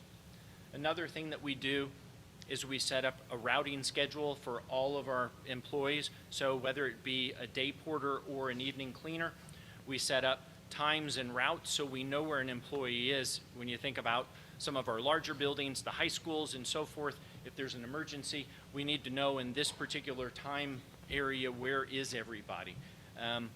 And the same with a new employee that comes on, they know where they're supposed to be in the process when we start the training. So we found that to be very beneficial. It's great for the principals at the schools to know when we talk about the day people, what are they supposed to be doing each of those hours? Actually, we have the principals, you know, when we talk about the pre-start, we're spending a lot of time with the principals to understand the routes and the activities that are going on so that we set up that day porter doing the right things. That's a document that continues to grow based on what's going on. Training and inspection, we have a software program called Go Spot Check. It's a geolocation inspection system that our supervisors and managers use to inspect based on APA scores. Those scores are broken out by classrooms, offices, cafeterias, restrooms, and an APA score is associated with each of those. We provide those monthly reports to the district so we can show where those are. The key is when we see restroom scores are getting too high, meaning they're worse, you know, we dedicate training towards those areas with the employees. So again, it's not about the overall condition of the school, as we're all continuing to educate to improve in each of those areas. Customer satisfaction. Besides those scores, we have a principal inspection report. It's really talking, once a month, a principal fills out basically a 10-point questionnaire to talk about the things that would be important at the school. So we use that along with our APA scores when we work with the facilities team and leadership at Riverview Gardens. Sample transition, again, we have a 300-point transition plan, but some of the keys are when we talked about that June 1st start, we would have our leadership on site at least 30 days before every day. We're putting the routing together, we're meeting all the principals, we're seeing what needs to be done, so we have a perfect start. Again, we've all pushed for the June 1st because we know that when the students first come in, the way the schools look, that's on HES if you choose to select us. So we want to make sure the school looks perfect because that's key. We know that clean schools provide a better learning environment for the students. Again, and then the staffing, I just really wanted to click that every, you know, besides our director or account manager, we have an admin, and then we have supervisors at every school. For the middle school and for the high school, we have a supervisor during the day and during the evening. So again, there's a lot of leadership. I mean, it's important. And then we set up the routing and so forth to make sure everything gets done. And some of the last few things is we're part of the Equalis Purchasing Co-op. So we competed against 20 of the top companies that do our kind of work, and we're selected as the #1. So I mean, meaning there's a lot of aspects of how we were graded on that, but we've been doing only education for over 54 years. So we know what needs to be done, and we develop our employees. Summary, again, offer positions to all the current employees, try to keep all the wages and benefits and everything whole for them. We want to, as soon as a decision is made, of course, you know, Riverview Gardens, small community of staff, as soon as they find out, they're going to be concerned about all this. We do this a lot, and it's important that as soon as you talk to the employees, that we can be in the next room, present to them so that they go home to their family and know they have a job, know they have benefits and a position. So it's so important, and that's why we also, when we talk about that, is we have people on site, HR and management, on a regular basis, and then the 30 days before every day so that the employees can ask questions and get to know everybody. I think, and then the last thing when we talk about our company is, and I talked about the scholarships, is for your facilities team, we have a lot of opportunities. So when every year we put a list together of the potential candidates that can move a step up. If there's not movement here at Riverview Gardens, we want to grow those employees so that they can go to another school and be a supervisor, or a manager, or a project manager. And we find that to be a great retention tool, is that lots of times in this, when you're at a school district, it's kind of, if I'm started as a custodian, where do I go from that point? If someone leaves or retires, then maybe there's an opening. For us, there's lots of opportunity, and it's a great benefit for our employees. And I know that was hopefully succinct. Questions? Ms. Tisworth? Do the supervisors we already have, are they going to keep their positions? So the supervisors, we're gonna be working with and talking to all the supervisors. So we want to keep the supervisors in those roles, and we're gonna try to train them. But we have to be careful that, you know, if someone is maybe in a supervisory role that's maybe not the best candidate for a supervisor, then we're gonna have to make some decisions there. But we want to keep everybody in those roles, and we'll try and develop them to do what they need to do. So wouldn't you ask their supervisor, like, what's his name? Freeman, his opinion before you decide that he's not in that, these supervisors does not fit the role that you want him? Wouldn't you ask Freeman his input? Oh, of course.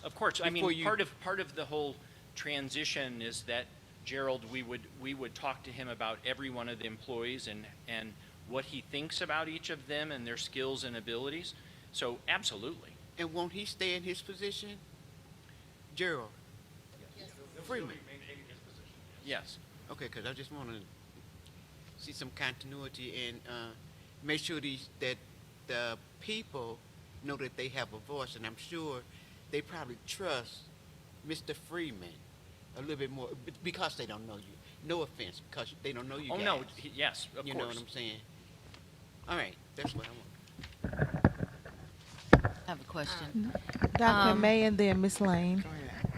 Is this mic on? Okay, I can hear it. Have you ever experienced some type of transition approach where you all come in, but the staff that's within the organization remains as you transition to either fully take over the process, where we can even see how it works or whether it is a good fit? Like, have you ever had some type of hybrid approach where the organization still had their custodial staff and you just brought in some staff, additional staff? There are some models like that, but it's very difficult to manage and supervise both the Riverview staff and the contractor staff, and have the continuity and the kind of the team spirit that you want to try to build. What we found is when we do it this way, our retention is well over 90%, and when we bring everybody over at their existing rates, I mean, what we find is that they like the education, they like someone that's teaching them how to do it better, faster. They get new equipment, they get the best tools to do their work, not the opposite. So the only time we see people leave is there's usually a few people that are maybe on the edge of, am I going to retire or am I not going to retire?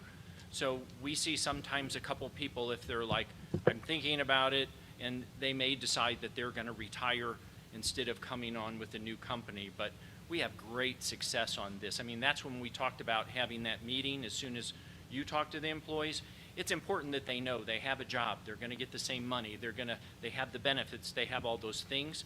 And the way we focus it with the employees is the district wanted us to do it this way. They care about you, and they want you to be taken care of, and that's the way it needs to happen.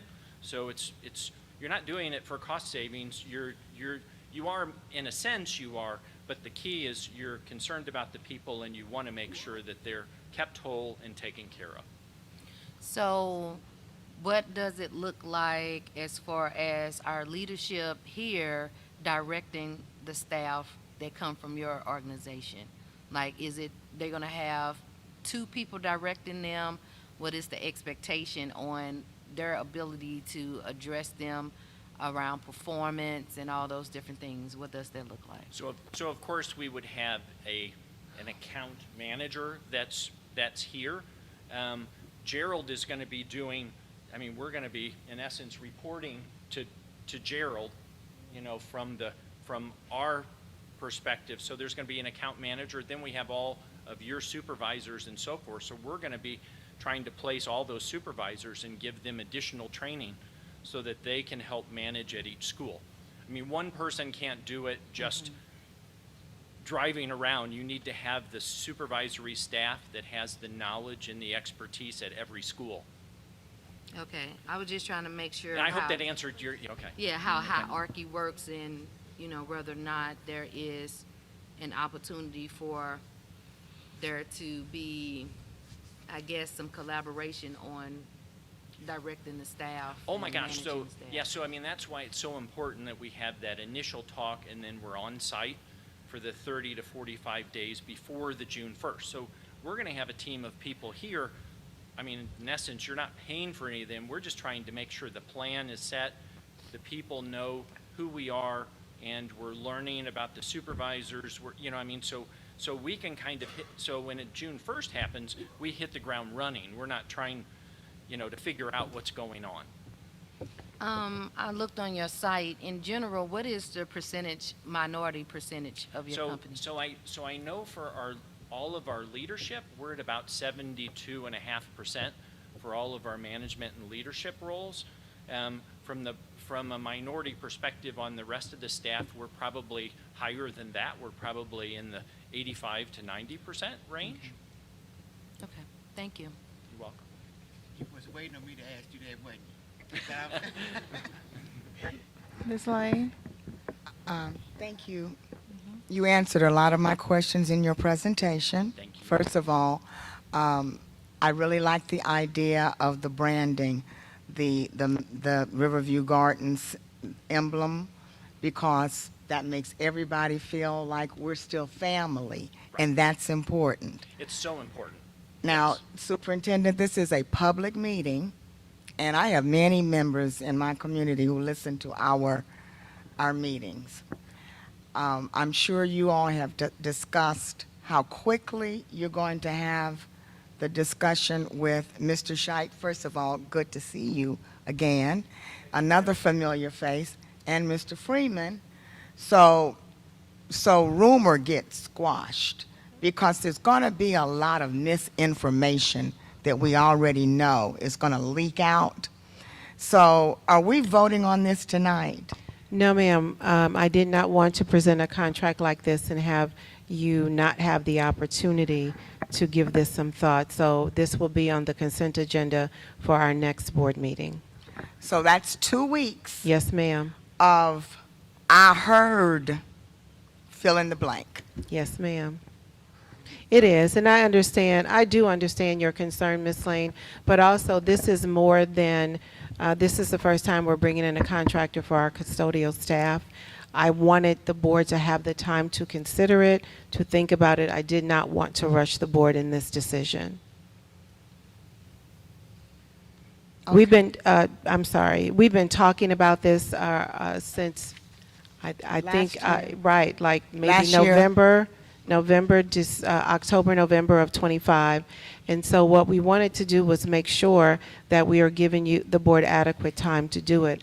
I did not want to, a contract this size, just to say, here you go, think about it, and let me know in the next few minutes. So I did want to be respectful of the board and really give that time. We have already been communicating with the custodial staff on this, because the board gave us permission previously to go ahead and move forward with it. So we had the permission to move forward. Mr. Scheit and his team, when he was in the position, met with them. They understand what is happening. They also understand that we are going to take care of them. This is, you said something very important that's also very important to me, and that's keeping them as a family, letting them know that we do care about them and we want to make, so that's why we want to retain them. And so that is very important. But I also wanted to give the board time to really review it, and so I did not put it on the consent agenda for tonight. Okay, but you did answer a question that kind of calms me a little bit. If you all, Mr. Freeman, y'all sort of kind of been discussing it a little bit with the staff, so this isn't like a shock No, for ma'am, them this to is hear not a this, shock. to say, I heard at the board meeting, and we don't want that because that causes confusion. So our staff is somewhat familiar that this process is in the works. Yes. Correct, yeah. Actually, before we presented in October to the board, we did alert our staff that this item was going to be discussed and it is being pursued by the school. Okay. That as this unfolds and moves forward in the next steps, we will keep them informed of how it will impact them. So again, we're committed that as this proceeds forward, we will obviously continue to engage with our staff, try to dispel some of those rumors and myths and misinformation in order to give them quality factual information about where we're at and where we're going and how it's going to impact them as we move forward in this. And that's important, Superintendent, because we're making a lot of changes. We are. In a little bit amount of time. Yes, ma'am. Nobody knows that better than me, let me tell you. So yes, ma'am, I agree with you on that. And that's why when the board gave permission for us to move forward, we met with them. We also met with them, as Mr. Scheid said, before, because I didn't want them to hear about it at the board meeting. So we made sure that they were aware of it before it was when we were contemplating bringing it to the board as part of our resizing the district. Okay. So it is of no surprise to any of our custodial staff. Ms. Tisworth? Can you introduce the other gentlemen that Absolutely. I'm standing so up there sorry. with? I'm so sorry. I was thinking about time. This is Scott Graff. He's our senior vice president of operations for the multi-state area, and this is Tony Conrad, and he's our operations manager. So he would be, when we think about the account manager that's stationed here, Tony has anywhere from 5 to 8 school districts or universities that he's responsible for. So he's trying every couple weeks. He's going to be here. He's going to be talking to leadership here and our HES leadership, doing inspections, walking around buildings. So he would be the support for our manager and team that's here on site. Okay, and I do have a comment. I am happy to hear about the HVAC scholarship because we need to grow your own type program here in our district. That would be great if we had opportunities like that here in our district. But the question I have is, are there other technical skill programs that you guys are offering training for, such as electrical, plumbing, or is it just HVAC at this time? So the HVAC, we brought that about because there was a need and we couldn't find the licensed HVAC techs that we needed at other locations. So we kind of expand that when we see a need for those openings. In general, though, the things that we're working on most on a custodial team is trying to develop custodians to lead people, to supervisors, to account managers. I mean, we have a couple vice presidents at our company that have thousands of people working for them that started out as a custodian. So it's, again, it's amazing the talent that we see, and what we don't want to hire a manager from outside. We want to develop our people within, and when our people, I mean, that's why people stay with us, is when they see that we're developing people and moving them up, then they see that and they work towards it. And this manager that's going to be here, that manager's number one job, not number one, but they have to focus on who is a potential for moving up. And the other piece that I want to throw out that we do as a company is our managers. We noticed years and years ago they were spending a lot of time with the employment issues that we have, interviewing and calling people on the phone and taking time away from managing people and inspecting buildings. So we have recruiters and admins that are in our regional area that they do the phone interviews for all of the candidates, which typically takes you're calling 10 to 15 people to get one interview. And what we do is those people set up interviews for our account manager. And again, we came up with that because our manager said, we're not having enough time managing, we're spending our time trying to hire people. So again, we support those people and help them grow. Thank you. Thank you, gentlemen. Thank you. Thank you. Thank you very much. Freeman, good to see you again. Our next item up for discussion is the cafeteria furniture purchase. Making this presentation are the same two gentlemen, and this is in conjunction with policy DJF 2 purchasing. Again, reiterating that protocol has been established. Again, good evening. From our food service fund, we have been enhancing many of our schools with cafeteria furniture. On this occasion, we are pleased to do so in partnership with Dr. Jared Smith and his team for Riverview Gardens High School.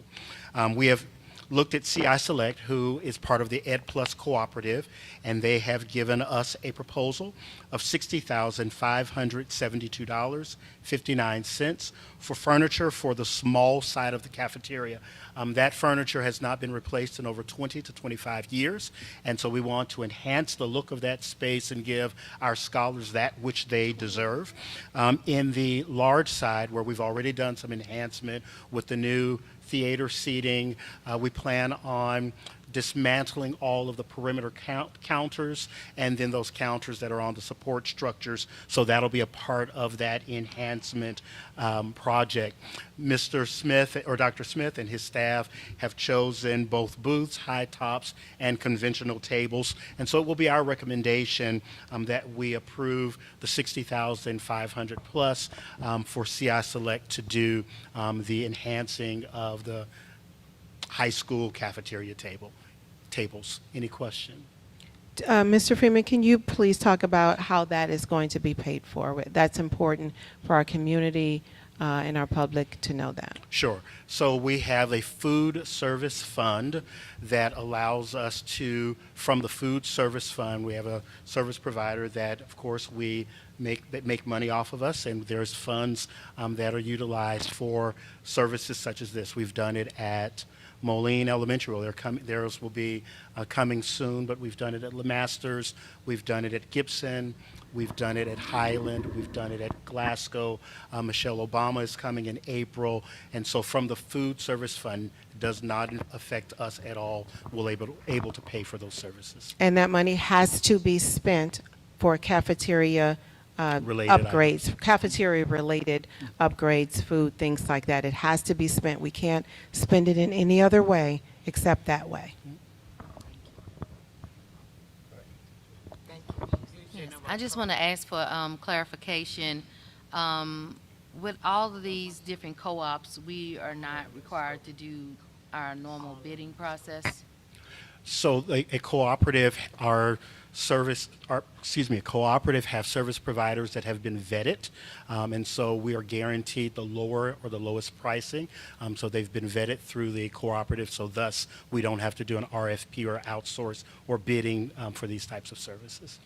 And in a general sense, do these organizations typically be associated with unions? That I don't know. With unions?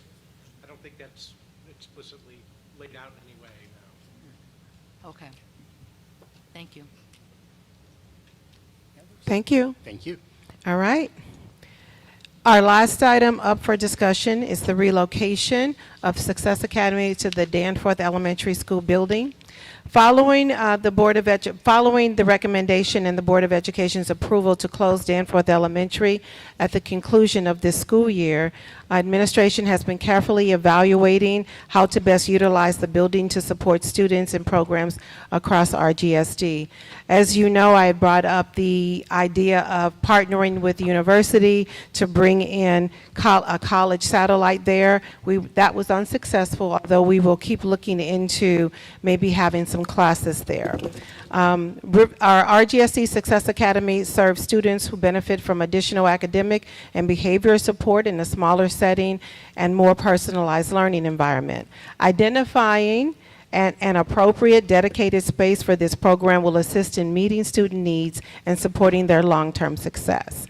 Relocating Success Academy to Danforth School Building will allow the district to thoughtfully repurpose the facility in a way that directly benefits students while maintaining fiscal responsibility. It will provide Success Academy students with a dedicated learning environment more tailored to a classroom setting, ensure continued productive use of district-owned facilities following this school's closure, align the district's commitment to efficient facilities use and student-centered decision-making, and the Danforth building offers the space, the layout, and the accessibility to support Success Academy program and its student. The budget impact will be expected to be a neutral cost savings by utilizing an existing district facility and discontinuing the use of the FCRC. And it is recommended that the Board of Education approve the relocation of Success Academy to the Danforth Elementary Building beginning in the 26-27 school year. Upon approval, district administration will communicate the transition plan to staff and families and coordinate logistics related to facilities and program operations. This item will be on the next board meeting on the consent agenda. And that concludes my presentation. I will take any questions you have. Dr. May? Yes, so how many students are we looking at as far as enrollment? Ms. Nave, can you speak to that? Dr. May asked about the enrollment. How many students? Good evening. The Success Academy currently houses 200 students, and they're split up between two sessions. So there's one from 7 to 10, and then one from 11:30 or 12 to 2:30, 11:30 to 2:30. And what grade levels are this again? Middle school and 9 through 12. Okay, so it's more like our alternative program, right? Yes. And so I guess for the superintendent, what would our justification to the community be with our original decision to close versus the decision to keep it open? Yeah. So the idea was to close Danforth Elementary School as an elementary school, not to close the building. If you will recall, the demographic study concluded that we are projected to lose anywhere from 800 to 1,000 students. We've already seen a decline this school year by about 300 or 400 students. So it was never intended to close Danforth. If you recall, we said we could use that building as a satellite for a university. So it was due to the enrollment of the district losing students, but also when you look at Danforth, Danforth has the smallest capacity for students. All of our other elementary building can house between, I think it's 400 up to 650 students. If you look at Moline, Danforth has a capacity of about 280. So it was the building that had the least capacity. That's why I made the recommendation to the board to close that particular school. We had the opportunity, or we were seeking the opportunity, to bring in a university. That did not pan out as I would have liked. So this gives us a great opportunity to put our Success Academy into that building on the first floor, which is ADA accessible. And so they're on the main floor, and so they'll be able to get in and out of the building should a student have a handicap or mobility issues. Okay, because I did remember some infrastructure concerns, repairs and so forth. So as far as those repairs that may need to happen in the future, what is our plan to address those? Well, the repair that was going to cost the most was to make it ADA accessible by adding an elevator and doing some just redoing of the building. That would have been a cost of about $4 million, and so we opted not to do that because we would close the building. So as we use it, should the board approve the use of it as Success Academy, again, it would be used on the main floor. We would upkeep the building just as we would have to do if it was vacant, but we have no plans to, to do any renovations of the building at this time. Thank you. Dr. Patton, so what will happen with the current location of Success Academy, with that building?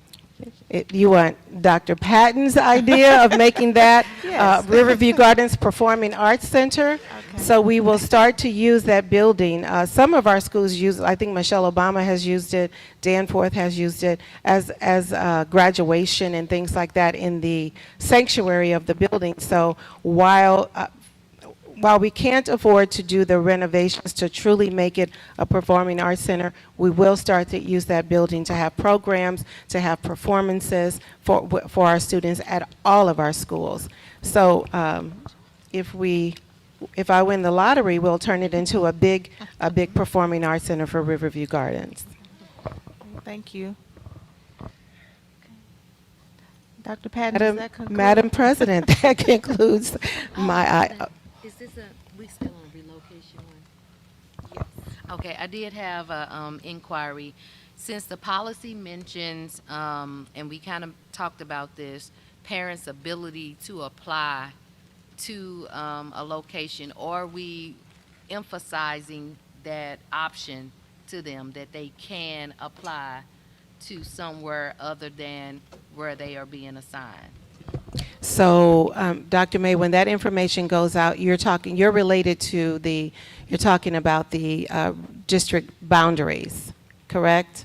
And students going to different elementary schools related to Danforth, right? Okay, we will make sure that parents are aware that we do have a policy that says they can apply to other schools should that not be the one. And we will also let them know that that will occur based upon space in the building that they are that they are requesting. Okay. The policy mentions admissions criteria. Is there any school that has a special admissions criteria currently? We don't have, our district doesn't have a special admissions criteria, no. Okay. Yeah. Dr. Coleman? Dr. Patton, would that not create a hardship financially for the district when you start to provide choices, and that would mean more buses going into, like, I live in Halfway, and I want my child is supposed to go to Meadows, but I want my child to go to Moline. Absolutely. Now you got to send a bus just to Hathaway for my child to go to Moline Elementary. Isn't that creating a financial hardship for us? So right now, Dr. Coleman, parents have the right to request certain schools. There is a requirement, right? They have to have good attendance. They have to have good behavior. They also have to have good grades and provide their own transportation. So the district would not be responsible for providing transportation for those students. No, ma'am. Thank you. Madam Chair? Yes, Dr. May? I did want to clarify or share some research. St. Louis Public Schools currently have students who could live on the same block, one go to Metro, one go to Vashon. The bus company shared that it's up to the district how they structure transportation. So if two kids went to two different schools, the same bus could pick them up and drop them off to their sites. So they basically said we determine the structure of the transportation through our contract, and not that it's necessarily two different buses coming on the same block to get kids. So there are ways to make it work, because SLPS has been offering choice for years, and kids may live on the same block and go to different schools because of the choices that are extended to the families. And given this situation and the policy, we should be prepared to offer those choices to our families and have a plan to work it out in the best interest of both the child and our budget. Right, Both and can that's be what worked you out. knew that's what I was going, and that's why you said that, because we are in a $10 million deficit, down from a $23 million deficit. Dr. May, we can do a lot of things. does it make sense to do it when you look at our finances? Does it make sense to do it when we're already at a $10 million deficit? We're going to the community to do a debt tax service levy. So we can do a lot of things. We could turn that performing arts center and put all the lights and sound systems in it. The fact of the matter is Riverview Gardens doesn't have the money to offer those services at this time. Madam Chair. Yes, Dr. Coleman? As a, and speaking to what Dr. May said, as a product of the St. Louis Public Schools and the Magnet School program, and also as an educator of the St. Louis Public Schools and the Magnet School program, yes, they may have 2 students on one block, one at Metro and one at Vashon, but that Magnet program provided them with extra funding that paid for the transportation. We don't have a program that provides extra funding. That's why they are able to do that, because of the program that they have. The Magnet School program provides them with extra funding, and then there's a whole lot of other things that went into place that provided them with funding and the possibility, the VIC program and all those things that provided them with the possibility to do that. We don't have that. So we can't really compare ourselves to that, because we're not operating under the same premises, on the same budget, with the same resources.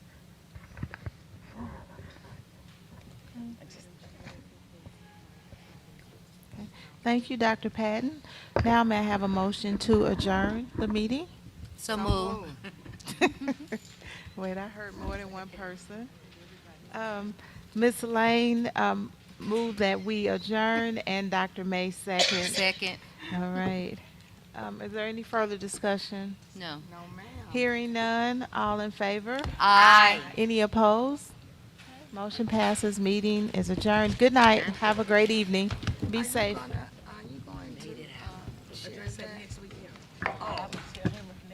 Okay. Dr. Ford, Mr. Ford. I already promoted you to doctor. I just remembered you had some dates at the end of the month. Yeah.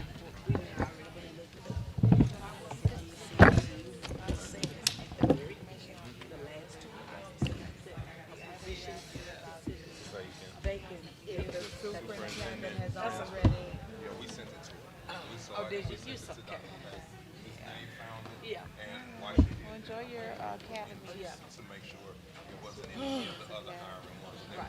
And it isn't, is it? No, it's that one. Okay, in the That one, discussion. So whatever policy that was included in our minute